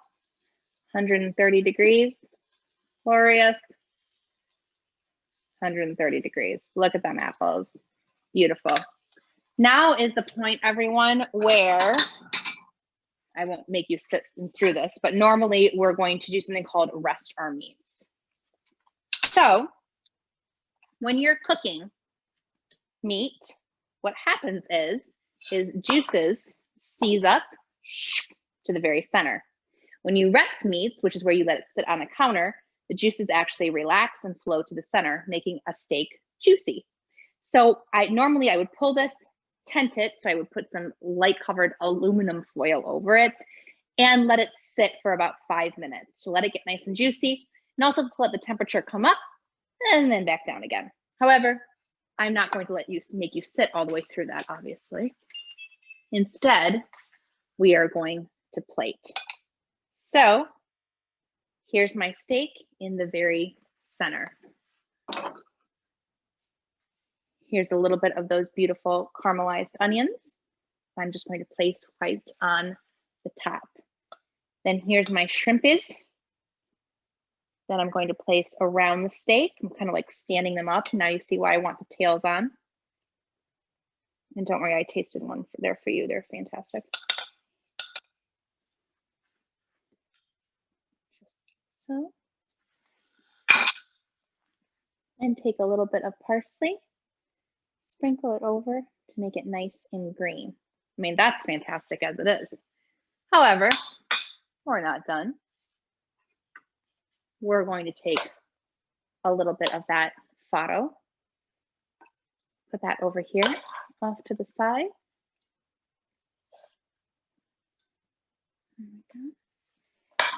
And then the other side, because we're really going to make this pop with color. Oh, there they are. We're going to put my peppers.